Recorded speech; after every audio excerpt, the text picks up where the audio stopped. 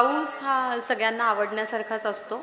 फार कमी लोक असे आहेत की पाऊस ज्यांना आवडत नाही. शाळेला सुट्टी मिळते ना पावसामुळे. आता आपण इथे स्मृती मंदिरात बसल्या बसल्या पाऊस पाडूयात. तुम्हाला माहिती आहे का पाऊस कसा पाडतात हाताने? माहिती आहे का? हां, बरोबर आहे, याला माहिती आहे बघा. आता एवढीच मुलं किती मोठा एक बोटी पाऊस म्हटल्यानंतर काय करायचं असतं? आणखी मोठा पाऊस म्हटल्यानंतर टाळ्या पडता कामा नाहीत बरं का. सगळ्यांनी काळजी घ्यायची की कसल्याही परिस्थितीत टाळ्या पडता कामा नाही. 3 बोटी पाऊस आणि 3 बोटीच असतो नाही का आपल्या सोलापुरात, तेवढाच ठीक आहे. तयार सगळे? काहीतरी सांगायचं आपण गरम गरम बनवायला. आणखी जोराचा पाऊस, आणखी जोराचा पाऊस. टाळ्या नकोय, आणखी आणखी. छान. आणि असा ॲसिडिक पाऊस हा कुठल्याही झाडाला चालत नाही. 7 वंडर्स म्हणून ज्या ताजमहालाची नोंद झालेली आहे जगामध्ये, त्याचं सौंदर्य सुद्धा या ॲसिडिक पर्जन्यामुळं त्याला सुद्धा कुठेतरी बाधा आली आहे. या शुभ्र संगमरवरी अशा ताजमहालावरती काळे डाग पडलेले. मला निरोप मिळालेला आहे. आपले पुढचे सन्माननीय व्याख्याते इथे काही वेळातच इथे येणार आहेत. कृपया विद्यार्थ्यांनी आणि विद्यार्थिनींनी योग्य त्या पद्धतीनं इथं घडणाऱ्या सर्व अभ्यासपूर्ण चर्चा ऐकायच्या आहेत. मघाशीच आपल्या माननीय आयुक्त तेली मॅडम यांनी सांगितलंय की मी काय करू शकते, तर माझ्या विचारात आणि वर्तनामध्ये काही छोटे छोटे बदल मी करू शकते.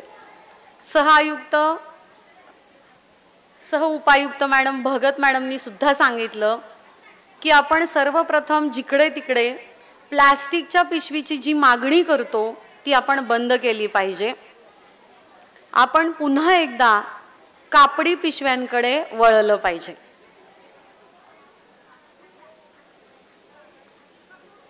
त्यानंतर सोलापुरामध्ये जे काही उपक्रम, पर्यावरण प्रेमी उपक्रम चालू आहेत, पर्यावरण संवर्धनाचे जे काही उपक्रम चालू आहेत, त्यामध्ये आपण आपला खारीचा वाटा उचलू शकतो. आणि सगळ्यात महत्त्वाचं म्हणजे आपण आपल्या वर्तनात बदल घडवून आणला पाहिजे. मगाशी खैरे सरांचं जे व्याख्यान झालं त्या व्याख्यानामध्ये सुद्धा आपण हे पाहिलं की गाय कचरा खाते, बरोबर ना? गाईला कळतं का काय खायचं आणि काय नाही ते?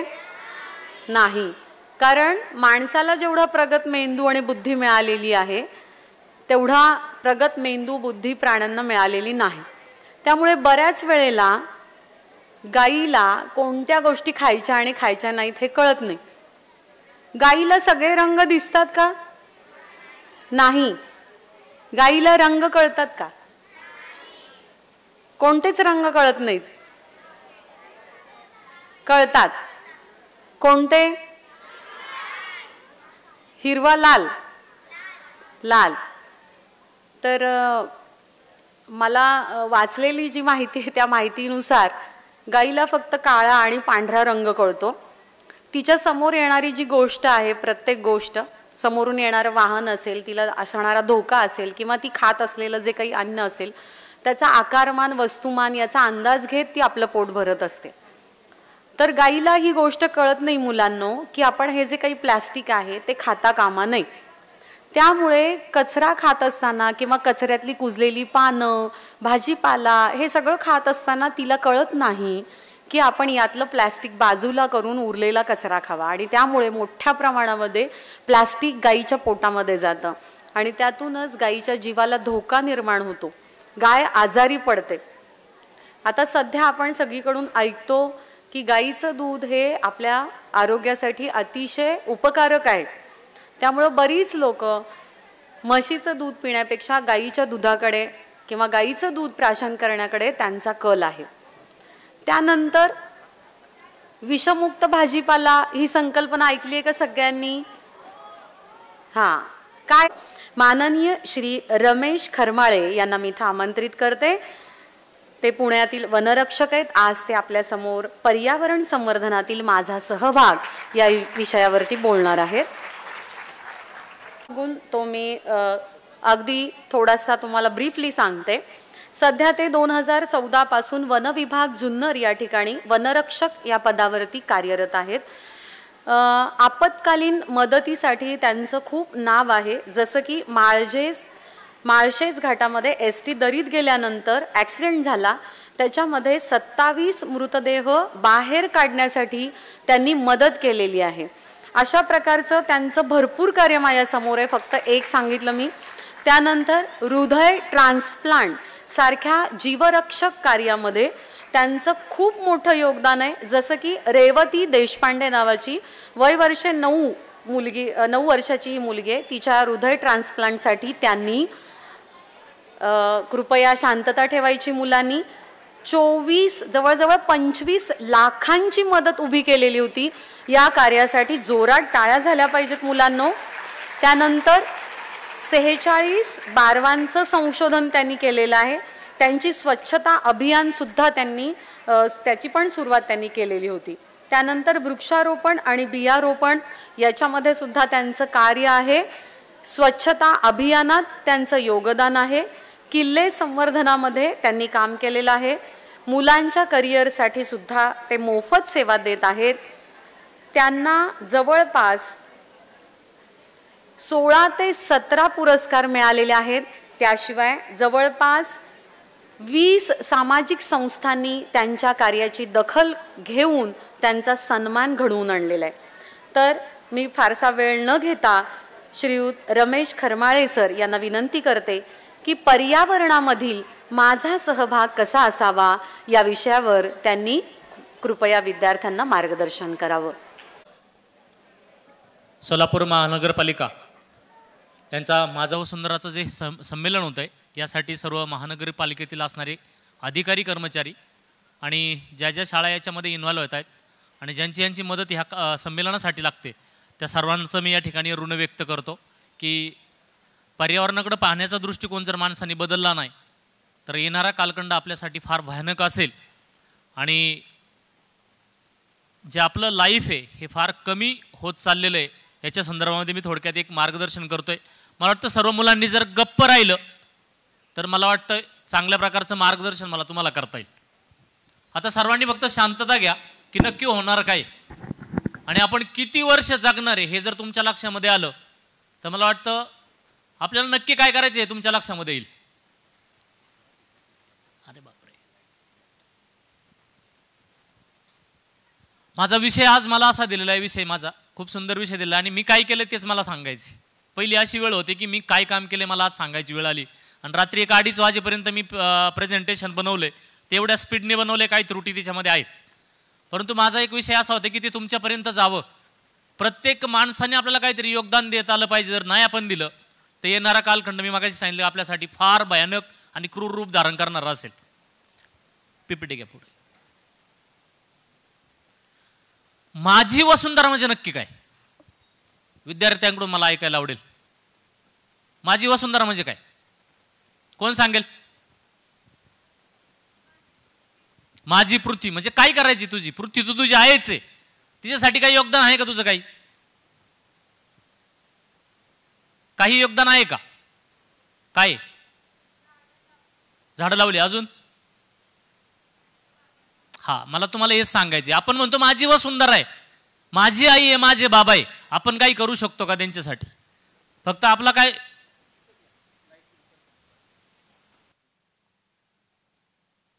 दिसत नाही मला असं.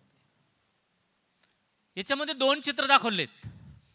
एक पृथ्वीचं दाखवलेलं आहे आणि एक साईडला मंदिर दाखवले. मंदिर हे हरिश्चंद्रगडावरचं असणारं हरिश्चंद्रेश्वराचं मंदिर आहे. इथं ह्या पृथ्वीचा आणि मंदिराचा काहीतरी कनेक्टेड संबंध आहे आणि तो पर्यावरणाशी संबंधित आहे. म्हणून तुम्हाला हे प्रेझेंटेशन दाखवताना फार महत्त्वाचे मुद्दे सांगायचे का 2 गोष्टी इथं दाखवल्यात. जरी वसुंधरा माझी आहे तर ही वसुंधरा चांगली कशी ठेवायची त्याचा संपूर्ण साऱ्या मंदिराच्या एका दरवाजामध्ये दाखवलेलं आहे. तुम्ही मंदिरात गेले सर्वजण? कोण मंदिरात गेलो नाही उभं राहा. कोण गेलं नाही मंदिरामध्ये? सर्वजण गेलेत. मंदिराचा दरवाजा पाहिलाय सर्वांनी? आपल्या घराच्या दरवाजावर एक चित्र असते चौकटीवर. कशाचं असते? कोणत्या देवाचं असते? सगळ्यांना माहिती गणपतीचं आहे. पण मंदिराच्या चौकटीवर गणपती असतोय आणि मंदिराच्या उंबऱ्यावर एक चित्र असते. कशाचं असते कोण सांगेल? कासव नाही, कासव सभा मंडपात आहे. चौकट कुठं असते आणि उंबरा कुठं असतोय? तर उंबऱ्यावर एक चित्र असते. कशाचं असते? आपण जाताना डोकं कशावर टेकवतो? चौकटीवर टेकवतो की उंबऱ्यावर टेकवतो? म्हणून राक्षस वृत्तीची माणसं जन्माला जास्त आले. त्याचं कारण ते आम्हाला दर्शनच घ्यायचं कळालं नाही. उंबऱ्यावर काय असतोय? पुढलं की नेक्स्ट. राक्षस डोकं कुठे टेकवतोय? आणि गणपती कुठे असतोय? आज सेम तसंच झालंय. राक्षस वृत्तीला आपण काय करतोय? जन्म जास्त देत चाललोय. आज आपल्या मनामध्ये फक्त नकारार्थी विचार येतात. कारण पॉझिटिव्ह त्याचं प्रतीक कोण आहे? गणपती. मंदिरामध्ये जाताना नेहमी आपण डोकं उंबरे टेकवतो आणि डायरेक्ट आतमध्ये जातोय. ज्ञान नेहमी काय होत राहते? ज्ञान नेहमी अवॉइड राहते. जे ज्ञानाचं प्रतीक आहे कोण आहे? मुळात याचं नाव याला म्हणतात कीर्ती नावाचा राक्षस होता. कोण? जो उंबऱ्यामध्ये. आणि ह्या कीर्ती नावाच्या राक्षसाने उपाशी राहून अनेक वर्ष तपस्या केली. तपस्या संपल्यानंतर त्याच्यावर देव प्रसन्न झाले आणि त्यांनी सांगितले की तुम्हाला काय मागायचे ते वरदान मागा. आता हा भुकेने पार व्याकुळ झालेला होता. कोण? हा कीर्ती नावाचा राक्षस. तर देवांनी काय सांगितलं की तू तुझ्या पायापासून तुला खायला सुरुवात कर. आता हा कुठपर्यंत खाऊ शकतो? इथपर्यंत खाल्लं त्यांनी. त्याचं मुंडकं राहिले फक्त तिथं. कुणाचं? मग देवाला काय केलं? पुढे त्याला सांगितलं की तुला वरदान देतो की जेवढे भाविक या मंदिरामध्ये येतील, जेवढे पापी लोक असतील, त्या पापी लोकांचं तू काय खा? पाप खा. म्हणजे ते अनंत काळ ती प्रक्रिया चालू राहील. आज माणूस जाताना दर्शन घेताना ऍक्च्युली कीर्तिमुखावर पाय द्यायचं असतं. त्याला आपलं पाप खाऊन द्यायचं असते. ज्ञानाचं प्रतीक कोण आहे? गणेश. गणेशाचं दर्शन घ्यायचं असते आणि शुद्ध मनाने आतमध्ये जायचं असते. ही जी मंदिरं बनवल्यात पूर्वजांनी, फार महत्वाची मंदिर आहेत. त्यांनी सांगितलंय जोपर्यंत तुमच्या मनातील राक्षस वृत्ती तुम्ही संपवत नाहीत, पायदळी तुडत नाहीत, तोपर्यंत तुम्हाला ईश्वर प्राप्ती होत नाही. म्हणजे तुमच्या मनातले जोपर्यंत तुम्ही नकारार्थी विचार काढून टाकत नाहीत. आपण दर्शनच मुळाचं कोणाचं घ्यायला लागलोय? त्याच्यामुळे अजून नकारार्थी विचार आपल्याकडे यायला लागले. त्याचं कारण ते. आणि सांगितलंय जर तुमच्या मनातले जर नकारार्थी विचार जर गेले तर तुम्हाला कोणती प्राप्ती होईल? ईश्वर प्राप्ती होईल. परंतु आपण मुळात दर्शन राक्षसाचं घेतो. मागणं कुणाला मागायला जातो? देवाला आतमध्ये. दर्शन कुणाचं आणि मागायचं कुणाकडं? भेटल का? मग काय करायला पाहिजे? आपल्या मनातली वृत्ती बदली केली पाहिजे आपण. आणि आतमध्ये जाऊन दर्शन कशाचं घेतोय आपण? कशाची मूर्ती असते? कोणाला भेटला का देव दगडातला? मला भेटलेला आहे. तुम्हाला कोणाला भेटलाय का? अरे तुमच्यामध्येच बसलेले तुमचे जेवढे शिक्षक वगैरे जे काय आहेत हे तुमचे देव आहेत. आम्हाला माणसातलाच देव कळाला नाही तर आम्हाला दगडातला देव काय कळणार आहे? हे सर्व शिक्षक तुम्हाला पूर्ण ज्ञान द्यायचं काम करतात. मी काय म्हटलंय? आपलं जे नॉलेज आहे, जे ज्ञान आहे, हे नेहमी अवॉइड राहणार आहे आपल्याला गणपतीरायासारखं. कारण आम्ही चौकटीतून जातो खरं, परंतु कोण आहे? ज्ञानाचं प्रतीक वरच सोडून जातोय. आज चांगलं ज्ञान द्यायचा प्रयत्न केला तर खूप लोक त्रास देत आहेत. अनेक संस्थांचा या ठिकाणी सन्मान केलाय. मागाशी खूप लोकांनी त्रास द्यायचं काम केलं असेल. त्यांना चांगलं काम करतात लोक, त्यांना प्रोत्साहनच दिलं पाहिजे. हे प्रोत्साहन जर येणारे या तुमच्या तरुणाकडून जर या पिढ्यांना भेटलं तर मला वाटतं कुठेतरी निसर्ग संवर्धनाचं काम फार सुंदर होईल.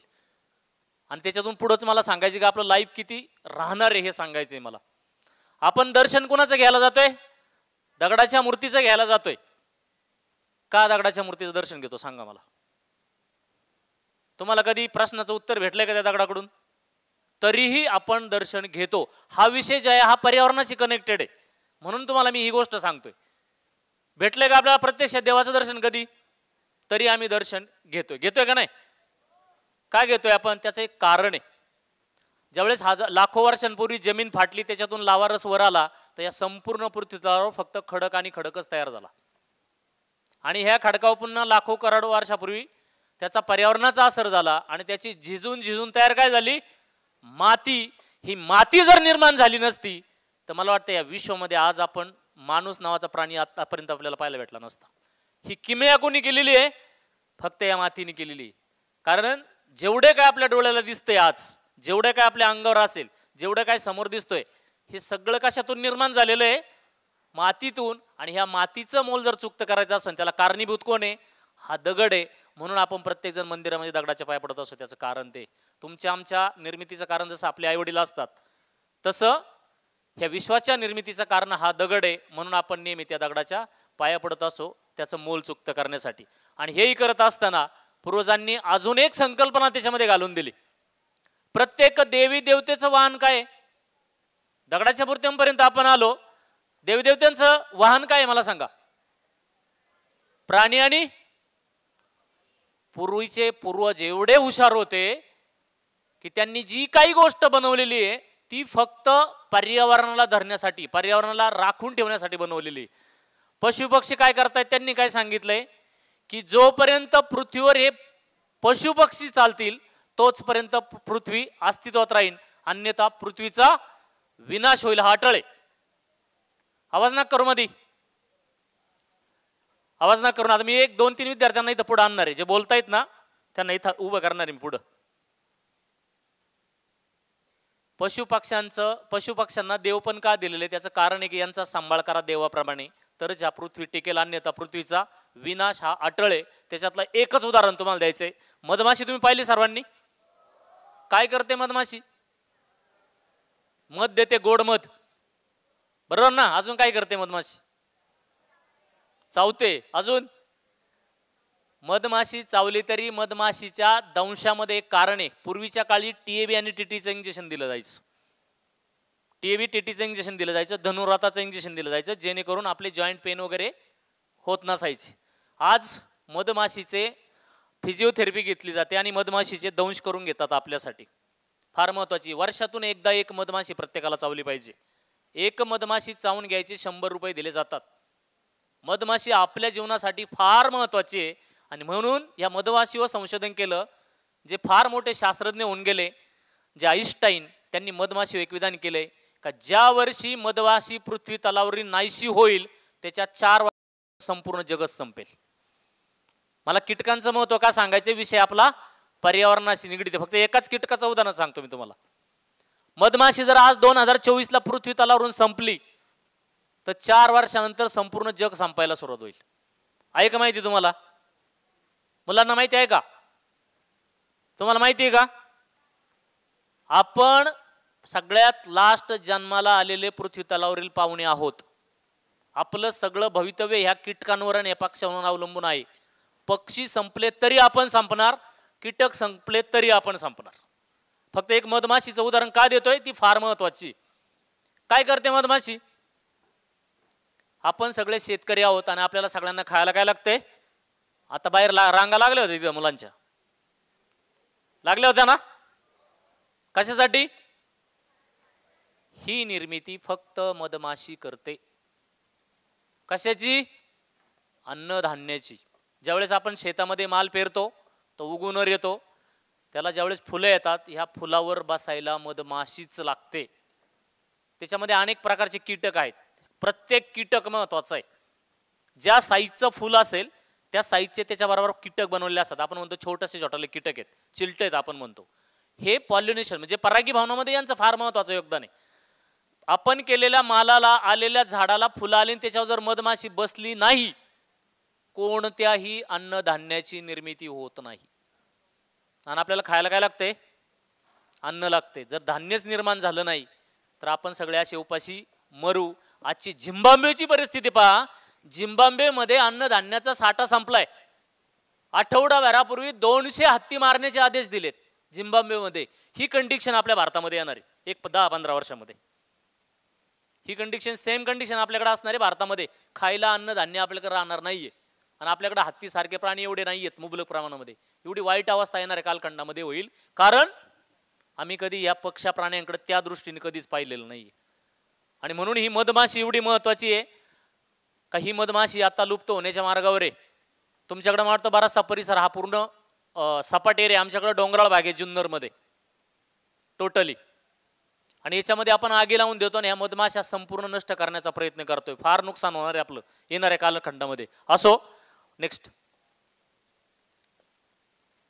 एक व्हिडिओ दाखवते. इथला एक व्हिडिओ घ्या. याच्यातला आपल्याला याच्यापेक्षा मोठं दुःख असू शकत नाही. जर आपलं दुःख जर विसरायचं असेल तर हा व्हिडिओ तुम्हाला दाखवतोय. फक्त घाबरायचं नाही मुलांनी, का आपल्यावर कशी वेळ येऊ शकते. मुलांनी कुणी घाबरायचं नाही, हा विषय घाबरायचा नाही. हा मुलगा आमच्या इथं असणाऱ्या एका ट्रायबल एरियातला मुलगा आहे. हा 5 वर्षापासून हा मुलगा ह्या रोगाने व्यासलेला आहे. घर नाहीये, राहायला घर नाही, ती दार आहे त्याची. हा जो रोग झालेला आहे बघा त्याचा.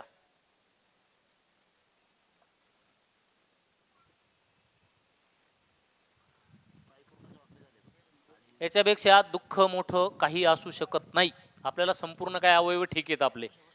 हा मुलगा 5 वर्ष फक्त एका साईडला तोंड आहे, साईडला एक होल आहे, आणि त्या होल मधून तो 5 वर्ष फक्त भात खाऊन जागलाय तो मुलगा. घरची परिस्थिती अशी आहे का त्याचे वडील त्याला कोणत्याही दवाखान्यात घेऊन जाऊ शकत नाही, कारण तो गाडीवर सुद्धा मोटरसायकलवर बसू शकत नाही. आणि ह्या मुलाला गेली 7-8 वर्ष ह्या मुलावर एवढं काम केलंय आम्ही का ह्या मुलाला जीवनदान देण्याचं काम केलंय. त्याची जी आत्ताची परिस्थिती, आता हा जो माझा फोटो दिसतोय या साईडचा, अशा कंडिशन मध्ये त्या मुलाला आम्ही आतापर्यंत बनवलेलं आहे. एकामेकाला मदत करायला शिका. आणि संपत्तीचा वापर आपण किती वर्षापर्यंत करू शकणार आहे हे मला तुम्हाला पुढे सांगायचं. तो भाग पुढे येणारच आहे. तर एकामेकाला मदत करा, तरच आपलं सगळं काही मला वाटतं व्यवस्थित चालेल पुढे. अन्यथा आपण कशाच्या पाय पडतोय. ही वृत्ती आपण बदलली पाहिजे. वृत्ती जर बदलली नाही तर येणाऱ्या कालखंडामध्ये पर्यावरणच आपल्या सगळ्यांची वृत्ती 100% बदलणार आहे. नेक्स्ट,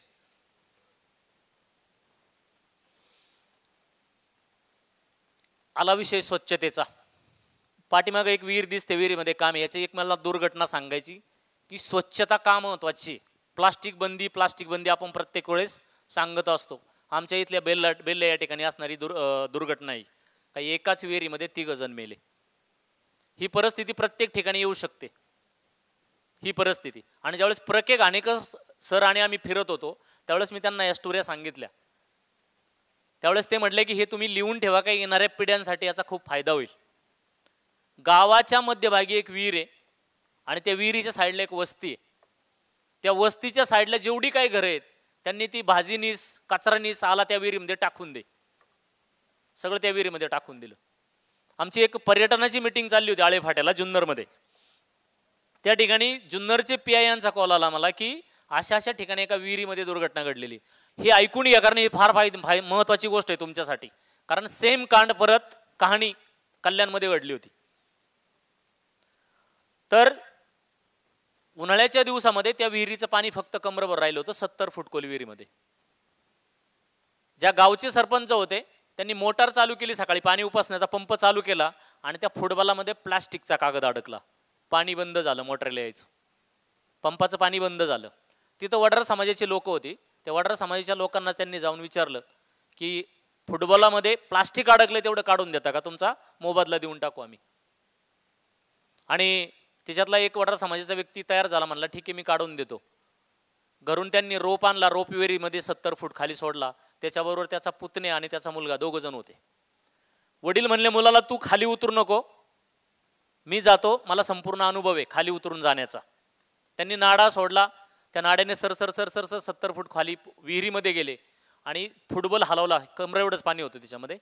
फुटबॉल जसा हलवला तसा जो गृहस्थ खाली उतरला होता तो तिथं बेशुद्ध पाण्यातच पडला.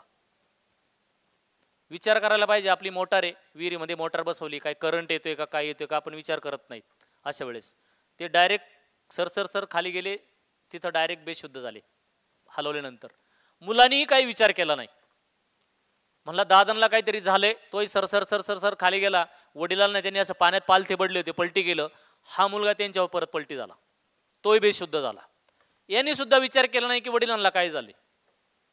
त्याचा पुतण्या जो होता तो पुतण्याने आरडाओरड केला आणि तो पण म्हटला की नानाला दादाला काहीतरी झालं, मी विहिरीमध्ये जातोय, तोपर्यंत तू आरडाओरड करून गावातल्या लोकांना गोळा करून घे. यांनी तिथं आरडाओरड केला त्याचा, आणि हा विहिरीमध्ये यांनी विचार केला नाही काय असू शकतंय. तोही सर खाली गेला आणि त्याच्या भावाला दोघांना हलवायचा प्रयत्न केला, तोही बेशुद्ध झाला. एका झटक्यामध्ये 10 मिनिटामध्ये 3 जण बेशुद्ध झाले. आणि आमची पर्यटनाची मीटिंग चालली होती, आणि पर्यटनाच्या मीटिंगमध्ये आम्ही त्या ठिकाणी गेलो. पूर्ण गाव 500-600 लोक त्या विहिरीला वेढा घालून पाहत होते. 3 मृतदेह पाण्यामध्ये पडलेले होते. ज्यावेळेस आम्ही त्या ठिकाणी गेलो, सर्व गाव बाजूला केलं, तिथली संपूर्ण पाहणी केली, आणि रात्री 11 वाजेपर्यंत ऑक्सिजन सिलेंडर लावून आम्ही 3 डेथ बॉड्या विहिरीतून बाहेर काढल्या. झालं काय होतं माहिती आहे का? ग्रामस्थांनी स्वच्छतेचं व्यवस्थित प्रकारे पालन केलं नव्हतं. पूर्ण कचरा आला विहिरीत टाक, प्लास्टिक आलं विहिरीत टाक, ते कुजलं, आणि कुजून त्याचा मिथेन वायू तयार झाला, आणि हे 3 जण त्या मिथेन वायूमध्ये गुदमरून मेले. म्हणून हे प्रसंग एवढे, तुम्ही ज्या गटाराच्या कडेने जाताना जी दुर्गंधी नाकाला येते तो म्हणजे मिथेन वायू. गोबर गॅस जो आपण वापरतो, गोबर गॅस मधून जो जाळला जातो तो म्हणजे मिथेन वायू. ह्या मिथेन वायूने ह्या 3 जणांचे जीव घेतले. का? स्वच्छता आपण स्वतःहून पाळली नाही, आणि या प्लास्टिकमुळं 3 जीव त्या विहिरीमध्ये गेला. तर हे जे प्रसंग आहेत हे आपल्याला माहिती पाहिजे. कुठं दुर्घटना घडली तर डायरेक्ट विहिरीमध्ये उतरायचं नाही. ज्या विहिरीमधून दुर्गंधी बाहेर येते त्या विहिरीमध्ये कधी उतरायचा प्रयत्न करायचा नाही. घटना का घडली हे आपण शाळा शिकतोय, त्यामुळे आपल्याला या गोष्टी माहीत असणं फार गरजेचं आहे. नेक्स्ट, हे तेच आहे, विहिरीमध्ये उतरतो आणि सिलेंडर वगैरे लावून. नेक्स्ट घ्या. पर्यावरणाकडे पाहण्याचा मानवीय दृष्टिकोन बदलण्यासाठी आपण काय कराल? मी काय केले ते सांगायचं. आता मी फक्त बोलत नाहीये, फक्त बोलायचं नाही, आपल्याला पोपटपंची करताच येत नाही. आणि ज्या वेळेस तुम्ही हे योगदान द्यायला सुरुवात कराल, मला वाटतं तुम्हाला ऑटोमॅटिकच तुमच्या हृदयातून शब्द बाहेर फेकले जातील सांगायसाठी. नेक्स्ट, काय केलंय मला सांगायचं. आपत्कालीन मदत, मोबाईलमुळे अपघात. आजकालचं मोबाईलचं फार फॅड आहे. ह्या मोबाईलने काय केलंय की एका 1.5 वर्ष बाळाचा जीव घेतलाय. आमच्या दिदे बाप एकाच्या पिकअपवर क्लिनरचं काम करत होता, आणि आई एका दुकानामध्ये सेल्समॅनचं, कपड्याच्या दुकानामध्ये सेल्समॅनचं काम करत होती. बाळ घरी होतं आणि आजी घरी होती. एवढंच त्यांचा संसार, म्हणजे त्यांचं कुटुंब एवढंच होतं. ज्या ठिकाणी कॉट लावली होती त्या कॉटमध्ये एक साईडला विंडो होती, आणि त्या विंडोमध्ये त्यांनी मोबाईलची रेंज येते म्हणून तिथे ठेवला तो मोबाईल. हे बाळ उभं राहिलं आणि तो मोबाईल घ्यायचा प्रयत्न केला, आणि तिथून तर सटकला, तसा डायरेक्ट डोक्यावर पडलं. डोक्यावर पडल्यानंतर बाळ डायरेक्टच कोमात गेलं. कोमात गेल्यानंतर त्यांना पूर्ण खर्च केला. बाळ काय कोमात असल्यामुळे काही नीट होईना, आणि त्या कुटुंबाची अशी एवढी वाईट अवस्था झाली की डॉक्टरांचा खर्च एवढा झाला की एक मुलगी मला कॉन्टॅक्ट करायची, कंटिन्यू म्हणायची की तुम्ही या बाळासाठी काहीतरी करा, या बाळासाठी काहीतरी करा. मी तिला टाळायचा. असं 3 दिवस झालं, आणि 3 दिवसानंतर तिला म्हटलं तू एक व्हिडिओ पाठव मला, आणि बाळाचं जे काय याचं हे असेल, डॉक्टरचं काय बिल वगैरे असेल हॉस्पिटलचं, ते मला पाठव. ते बिल मला पाठवलं तिने, व्हिडिओ पाठवला, मी त्याचा फेसबुकवर अपलोड केला, आणि त्या बाळाच्या बापाच्या खात्यामध्ये 4,80,000 रुपये जमा झाले. देणारे भरपूर आहेत आज जगामध्ये, फक्त आपल्याकडे पाहण्याचा दृष्टिकोन आपण बदलला पाहिजे. खूप लोक देतात आज. आणि त्यानंतर मिसेस आणि मी ज्यावेळेस आमच्या गावाला गेलो, म्हणून येताना रिटर्नला म्हणलं आपण त्या बाळाला भेटून येऊया आपण. आणि त्या बाळाच्या घरी ज्यावेळेस गेलो, प्रांगणामध्ये ज्यावेळेस त्या उभा होतो, त्या दरवाजामध्ये एक मुलगी बसलेली होती खाली. ती मला लांबूनच म्हणली तुम्ही खरमळे सर का? म्हटलं हो. ती मुलगी उभी राहिली नाही. मला थोडं आश्चर्य वाटलं का राहिली नाही, काही कुणास ठाऊक. आतमध्ये गेल्यानंतर असं समजलं का ती जी मुलगी मला कॉल करत होती ती 3 वर्ष कोमामध्ये होती. 3 वर्ष कोमात होती, आणि ती मला सांगत होती की ह्या बाळासाठी काहीतरी करा, कारण खर्च जेवढा झाला होता की ते आई आणि वडील 2 जण आत्महत्या करण्याच्या विचारामध्ये होते. म्हणजे ह्या कंडिशन येत आहेत आपल्यामुळं. कशामुळे झालं? एका मोबाईलमुळे झालं.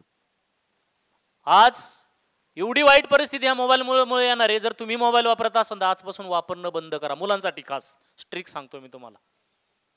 तुम्ही अभ्यासाकडे फोकस करा, कारण तुमचं करिअर मोबाईल नाही. तुमचं करिअर जे तुमचे शिक्षक तुम्हाला जे शिकवतात ते तुमचं करिअर आहे, त्याच्याकडे पहिल्यांदा लक्ष द्या. मोबाईल सोडून द्या. दुसरी जी घटना आहे साईडची, वाहन अपघातात, ते तिथंच आहे. रिटर्न घ्या बॅक. हा, वाहन अपघात झाला चाकणमध्ये. पती जागेवर गेले आणि आईचे मज्जातून तुटले. घरामध्ये फक्त 4 जण, 8वीचा मुलगा, 9वीचा मुलगा आणि हे 2 जण. आमच्या पिंपरवाडीची घटना आहे. बाप तर मेलेला आहे. एवढी परिस्थिती विकट आहे की खायची भ्रांते आणि वडिलांची दशक्रिया कशी घालायची, एवढी वाईट परिस्थिती. तिथले जे पोलीस पाटील होते मला कॉल केला, सर म्हणले अशाची कंडिशन आहे मुलांची. हे मी तुम्हाला का सांगतोय, याचा इफेक्ट मला पर्यावरणाकडे घेऊन जायचा आहे की तुम्ही जसं वागाल आणि तुम्ही उद्या जे जगाला सांगाल, जग तुमच्यावर भरोसा ठेवेल आणि पर्यावरणाकडे पाहण्याचा दृष्टिकोन बदलेल. ह्या माध्यमातून मी तुम्हाला किस्से सांगतोय.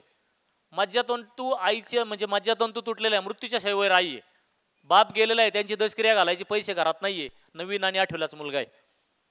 मग त्यानंतर त्या पोलीस पाटलाने सांगितल्यानंतर मी फक्त फेसबुक काय करू शकतो, चांगला वापर तुम्ही करू शकता. फेसबुक वगैरे ज्या काही गोष्टी मीडियाचा सुंदर वापर करता येतो आपल्याला, हे मला तुम्हाला सांगायचे. ह्या ज्या बाकीच्या ज्या गोष्टी आहेत, हे खेळ वगैरे जे खेळले जातात पबजी वगैरे, त्याच्यातून फार अवघड परिस्थिती झाली आजकाल. तुम्ही चांगले छंद जोपासा, चांगले विचार मांडण्याचा प्रयत्न करा, त्याच्यावर चांगलं पर्यावरणाविषयी मांडत चला, फार महत्त्वाचा विषय येतो. आणि ही जी पिंपरवाडीची जी माता आहे तिला मदत केली, तिच्या खात्यामध्ये ज्यावेळेस मी ती पोस्ट लिहिली तिच्या खात्यामध्ये 24,80,000 रुपये जमा झाले. पर्यावरण एका दिवसात 9 लाख रुपये जमा केले होते. खालचा लिहिले बघा, त्याच्यामध्ये केले आम्ही 3 दिवसामध्ये 9 लाख रुपये जमा केले होते आम्ही फक्त एका पोस्टमुळे. आणि त्याच्यानंतर ह्या महिला ते गेली, पण त्या मुलांसाठी आज हे जे काही जमा झालेले 24 लाख रुपये आहेत हे फार महत्त्वाचे आहेत. त्याच्यावर शाळा शिकता येत असते मुलं. म्हणजे चांगला इफेक्ट आपला, जर आपण चांगलं जर वागत गेलो, चांगला जर त्याचा वापर जर केला गेला तर त्याच्यातून चांगले परिणाम आपल्याला पाहायला मिळतात, हे मला याच्यातून सांगायचं. नेक्स्ट, पुरात अडकलेल्या कुटुंबास मदत. आमच्या या ठिकाणी पिंपळवंडी गाव आहे आणि पिंपळवंडी गावाला एक ऐतिहासिक ब्रिज होता त्या ठिकाणी, जो इंग्रज कालखंडामध्ये होता. आपण एकामेकाला मदत न करतो म्हणून तिघांचे जीव टांगणीला लागले होते त्या ठिकाणी. हे कुटुंब बाहेरून आलं कुठून तरी आणि त्यांना काहीतरी पैसे वगैरे काहीतरी घ्यायचे होते म्हणून तिथं रात्रीचं थांबलं. संध्याकाळचा पाऊस आला, त्यांना झोपायला सुद्धा शेड तिथल्या माणसांनी दिलं नाही. हे रात्री कुठं जाऊन झोपले, तो नदीचा ब्रिज दिसतोय, तो सेंटरचा ब्रिजचा मधला पोल आहे आणि त्याच्यावर जो ओटा आहे त्या ओट्यावर जाऊन झोपले रात्रीचे. पाण्याच आमच्या त्या धरणातून एवढं पाणी सोडलं की 19,000 क्युरेसेस पाणी सोडलं रात्री. आणि हे कुटुंब 3 जण, त्याच्यामध्ये एक 10 वर्षाची मुलगी आणि 2 आई वडील त्याच्यामध्ये फसले. रात्री ह्या तिघांना म्हणजे एक पिकअप ड्रायव्हर चालला होता, लघवीसाठी थांबला, लघु शंकेसाठी थांबला आणि नदीत काय चमकतंय म्हणून तो खाली उतरून पाहिलं तर 3 जण पुरामध्ये फसलेले होते. 3 वाजेपर्यंत आमचं रेस्क्यू चाललं आणि तिघांचे जीव आम्ही त्याच्यातून वाचवले. जर त्या कुटुंबाला जर आपण माणुसकी दाखवली असती तर मला वाटतं ही वेळ त्यांच्यावर आली नसती. माणुसकी आपण विसरता कामा नये. 100% आपण माणुसकी दाखवलीच पाहिजे. पुढचा व्हिडिओ आहे हडसर किल्ल्यावर अडकलेले पर्यटकांचा.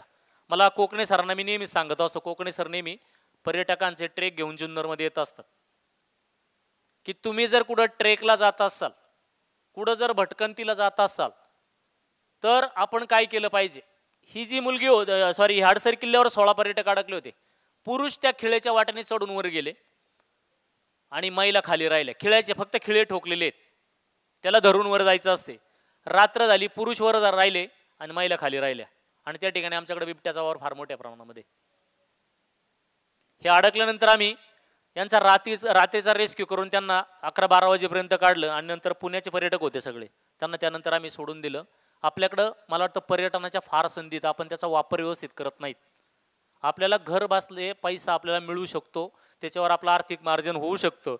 तर पर्यटनाच्या माध्यमातून जेवढ्या या ठिकाणचा जो परिसर आहे ह्या परिसरावर काम करणं फार गरजेचं आहे. मला वाटतं जेवढ्या संस्था आज या ठिकाणी आलेत, सन्मान झालेत, संपूर्ण जर या पर्यटन स्थळांवर जर फोकस जर केला ह्याच माध्यमातून तर मला वाटतं खूप मोठं सोलापूर हे पर्यटन स्थळाचं एक फार मोठं माध्यम बनेल आणि याच्यातून फार मोठं आर्थिक मार्जन प्रत्येक कुटुंबाला या माध्यमातून होईल.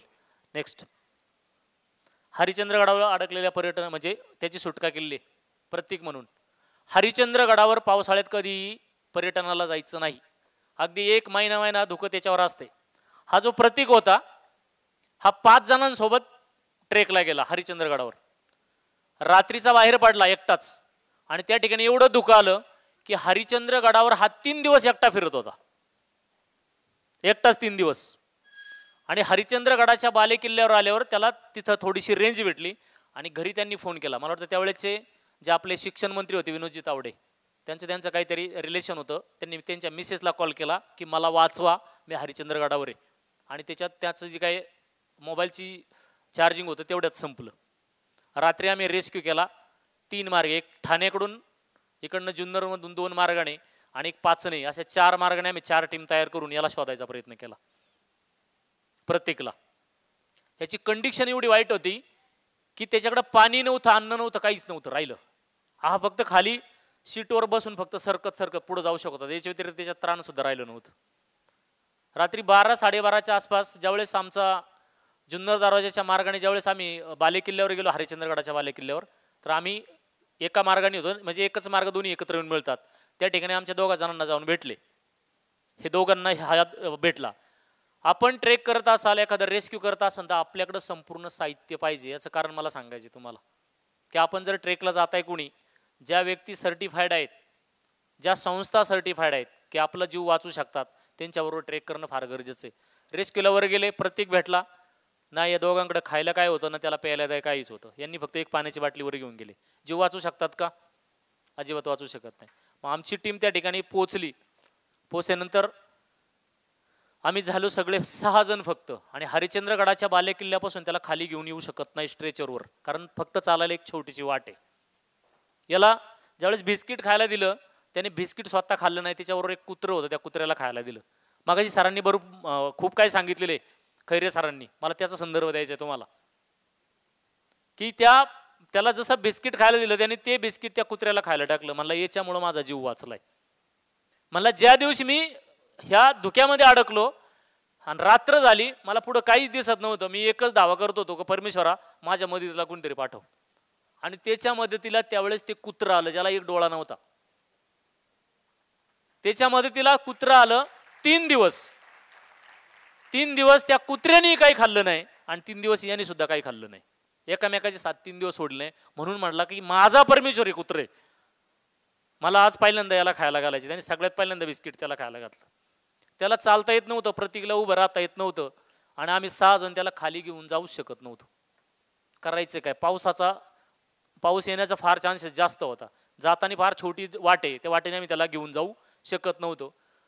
म्हटलं प्रतीक, म्हटलं हा, म्हणला समजा तुला आम्ही ट्रेचरवर घेतलं, त्याला बाजूला घेतलं, मी ट्रेचरवर घेतलं आणि आमच्यातल्या एखाद्याचा पाय जर सटकला, दगडावरून खाली सरकला आणि वरून स्ट्रेचरवरून जर तू डोकं जर दगडावर अडकलं, तर म्हणलं आत्तापर्यंत तू मेला नाही, तर आता मरशील. म्हणलं अशा वेळेस तो डायरेक्टच उभा राहिला.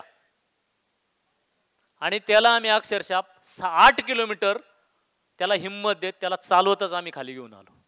हिंमत देणं फार गरजेचं आहे. जसे या संस्था काम करतात, यांना फक्त अप करा तुम्ही. तुमचा हा जो सोलापूर आहे ना, मला वाटतं पर्यावरणातून फार फुलेल, फार महत्वाच्या गोष्टीत, आणि तुम्ही साथ द्यावी असं मला या माध्यमातून सांगावंसं वाटते. खाली जी तरुणी किल्ल्यावर, हडसर किल्ल्याची कहाणी, खिळेच्या वाटेने गेले, शिवजयंतीला स्वच्छता अभियानाला वर चालले होते.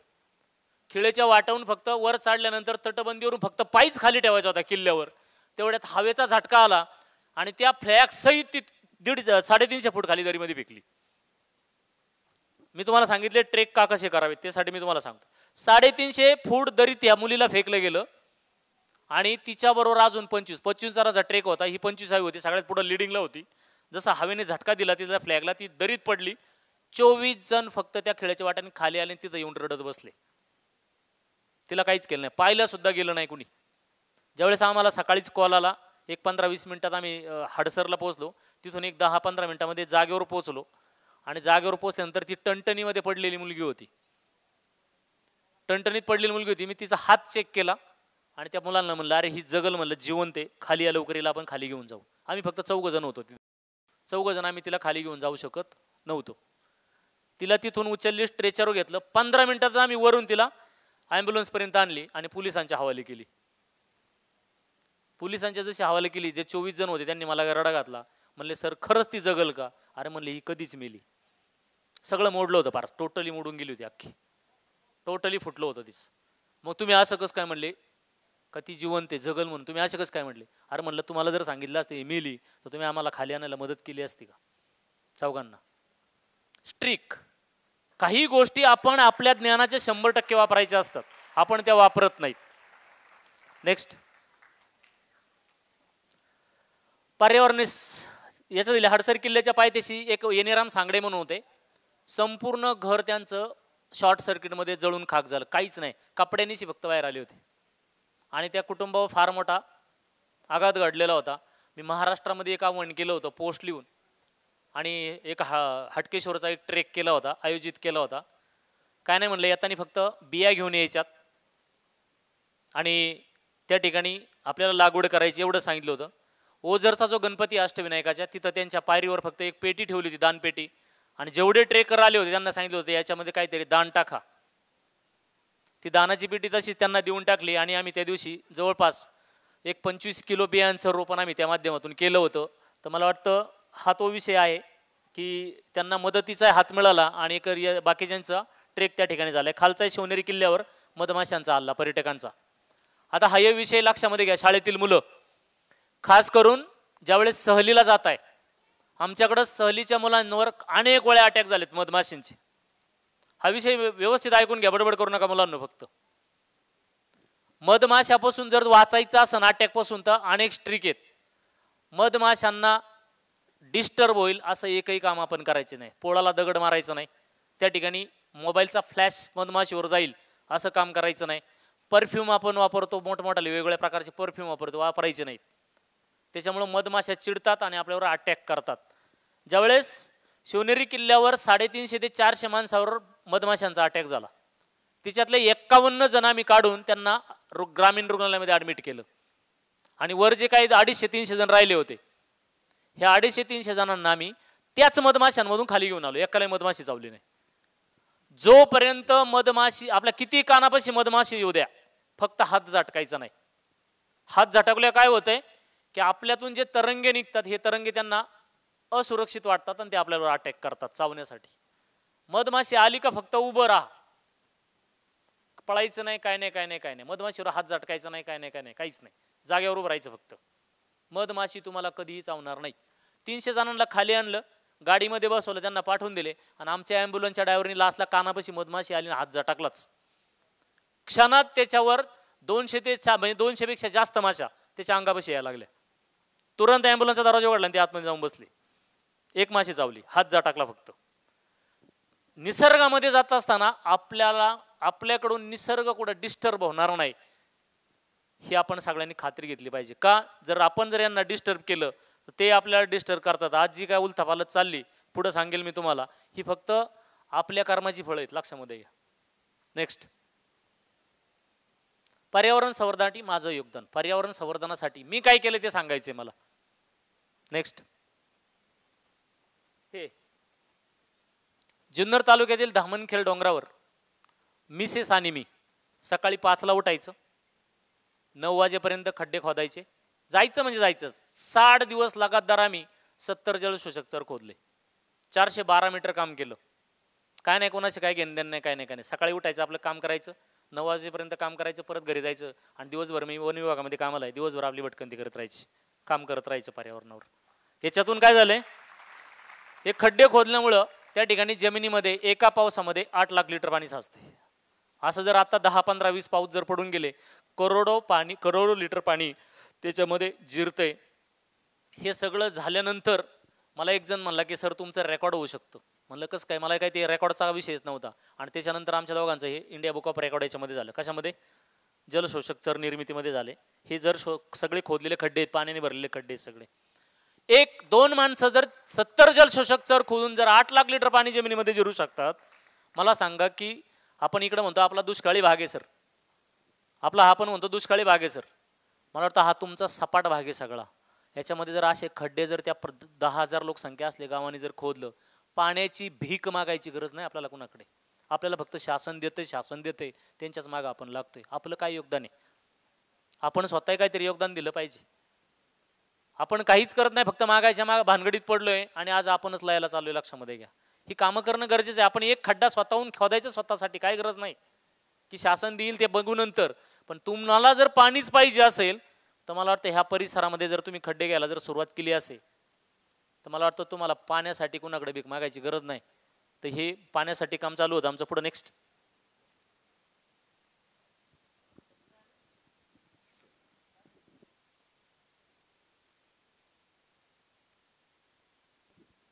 एक व्हिडिओ दाखव त्याचा, जाऊ दे ते व्हिडिओ, राहू दे व्हिडिओ, राहू दे. याच्यावर सकाळ सन्मान पुरस्कार असेल वगैरे बऱ्याचशा गोष्टी झाल्या आहेत. पुरस्काराचं ते मला सांगितलं की तुमचंच तुम्हाला दाखवायचे, ते मला काही बरोबर वाटत नाही दाखवायला. नेक्स्ट घ्या तुम्ही पुढलं. हे देव डोंगरावर आहे, पुष्करणी अखंड काढलेली आम्ही, जवळपास त्याच्यामध्ये 15 ट्रक माती काढून पूर्ण पुष्करणी उकरलेली आम्ही त्याच्यात. आणि याच्यावर जे मी डोंगरावर खड्डे खोदलेत त्याचं डोंगराच्या परिसरावर संपूर्ण झाडं लावलेली आहेत. नेक्स्ट घ्या पुढं. हे जुन्नर तालुक्यामध्ये मी बारवांवर संशोधन केले, 50 पायऱ्यांच्या बारवा शोधून काढल्यात. आता बारवांचा विषय मला तुम्हाला सांगायचा आहे की पूर्वीची जी माणसं होती फार ज्ञानी होती, मला तेच सांगायचे तुम्हाला. त्यांनी प्राणी आणि पक्ष्यांचा फार मोठा विचार केलाय. विहिरी बांधताना सुद्धा त्यांनी पायऱ्यांचे विहिरी बांधलेत. दिवसभर तहानेने व्याकुळ झालेले जीव रात्री या पायऱ्यांनी उतरून खाली जातील आणि पाणी पितील, एवढं प्रेम पूर्वजांचं प्राण्यांवर होतं. पहा, आज आम्ही संपूर्ण बारवा बंदिस्त केल्यात. आम्ही विहिरी जरी बांधल्यात तरी पूर्ण बंदिस्त करून टाकल्यात. नाही तर विहिरीला आम्ही मोठमोठाले काठाडे तयार केलेत आणि याच्यामध्ये प्राणी पडतायत. आम्हाला विहिरीतून प्राणी आज काढायची पाळी येते. प्राणी फार महत्वाचे आहेत, लक्षामध्ये घ्या. अशा बारवांचं संशोधन पाण्यासाठी करून फक्त तेवढंच नाही केलं संशोधन, त्याची स्वच्छता करण्याचा प्रयत्न केलाय. त्या जलसाठ्यांना पुन्हा जिवंत करण्यासाठी प्रयत्न आमचे चालू आहेत. आता परवाच्या दिवशी दामनकिल्ली क्षेत्रातील एक विहीर आहे, टोटली ओपन केलेली आहे गावकऱ्यांनी. तर ह्या ज्या गोष्टी त्या फार महत्वाच्या आहेत. हे जलस्रोत फार महत्वाचे आहेत. पाणी असेल तर जीवन आहे, अन्यथा आपलं जीवन संपलं समजा. पाणी फार महत्वाचं आहे. नेक्स्ट. हे विहिरींचं आहे, आम्ही संवर्धनाचं आहे. नेक्स्ट. ही कामं आहेत पाणवठे तयार करणे. ज्या ज्या ठिकाणी नैसर्गिक पाणवठे आहेत, हे पशुपक्ष्यांसाठी श्रमदानातून आम्ही पाणवठे तयार करतोय. कोणाकडून पैसा घ्यायचा नाही, काय नाही, काय नाही. आपल्या डोंगर भटकंती करायची. ज्या ठिकाणी नैसर्गिक जलस्रोत असतील त्या ठिकाणी पाण्याची जे प्राण्यांसाठी निर्मिती करायची. जेवढे प्राणी आणि पक्षी वाढतील, पशुपक्षी जेवढे वाढतील तेवढा निसर्ग बरेल, लक्षामध्ये घ्या. आणि हा निसर्ग जर बरा राहायचा असेल, पशु पक्षी जगणे फार महत्वाचे आहेत. आता मला याच्यातला एक मुलांना प्रश्न विचारायचा आहे. किती शाळेतली मुलं आहे सगळी? मला एका वाक्यात उत्तर फक्त पाहिजे तुमचं. पशु पक्षी झाडे लावतात का? जोरात आवाज आला पाहिजे. पशु पक्षी झाडे लावतात का?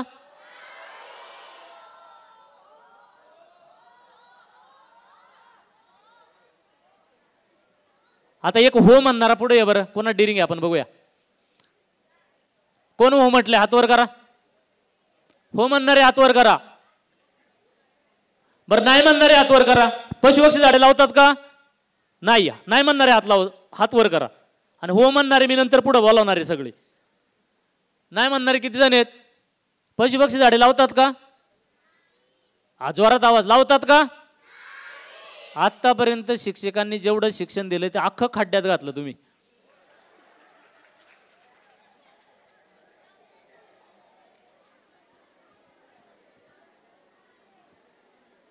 मग मला सांगा, झाडं कोण लावतंय? मी आता येताना एका टाकीवर, इथं पाण्याची टाकी, त्या टाकीवर एक झाड उगलेलं पाहिले. ते कोण लावलं? तुम्ही तर म्हणताय पक्षी झाडे लावत नाही. आणि फार मागाशी तर क्लिअर म्हणताय माझी वसुंधरा आहे. जर या वसुंधरेचं दर्शन घेता येत नसेल, तुमच्या शिक्षणाला शून्य किंमत आहे, लक्षात घ्या. झाडे हे फक्त पशु आणि पक्षीच लावतात. माणूस फक्त ती तोडतो आणि अख्ख्याची वाट लावतो.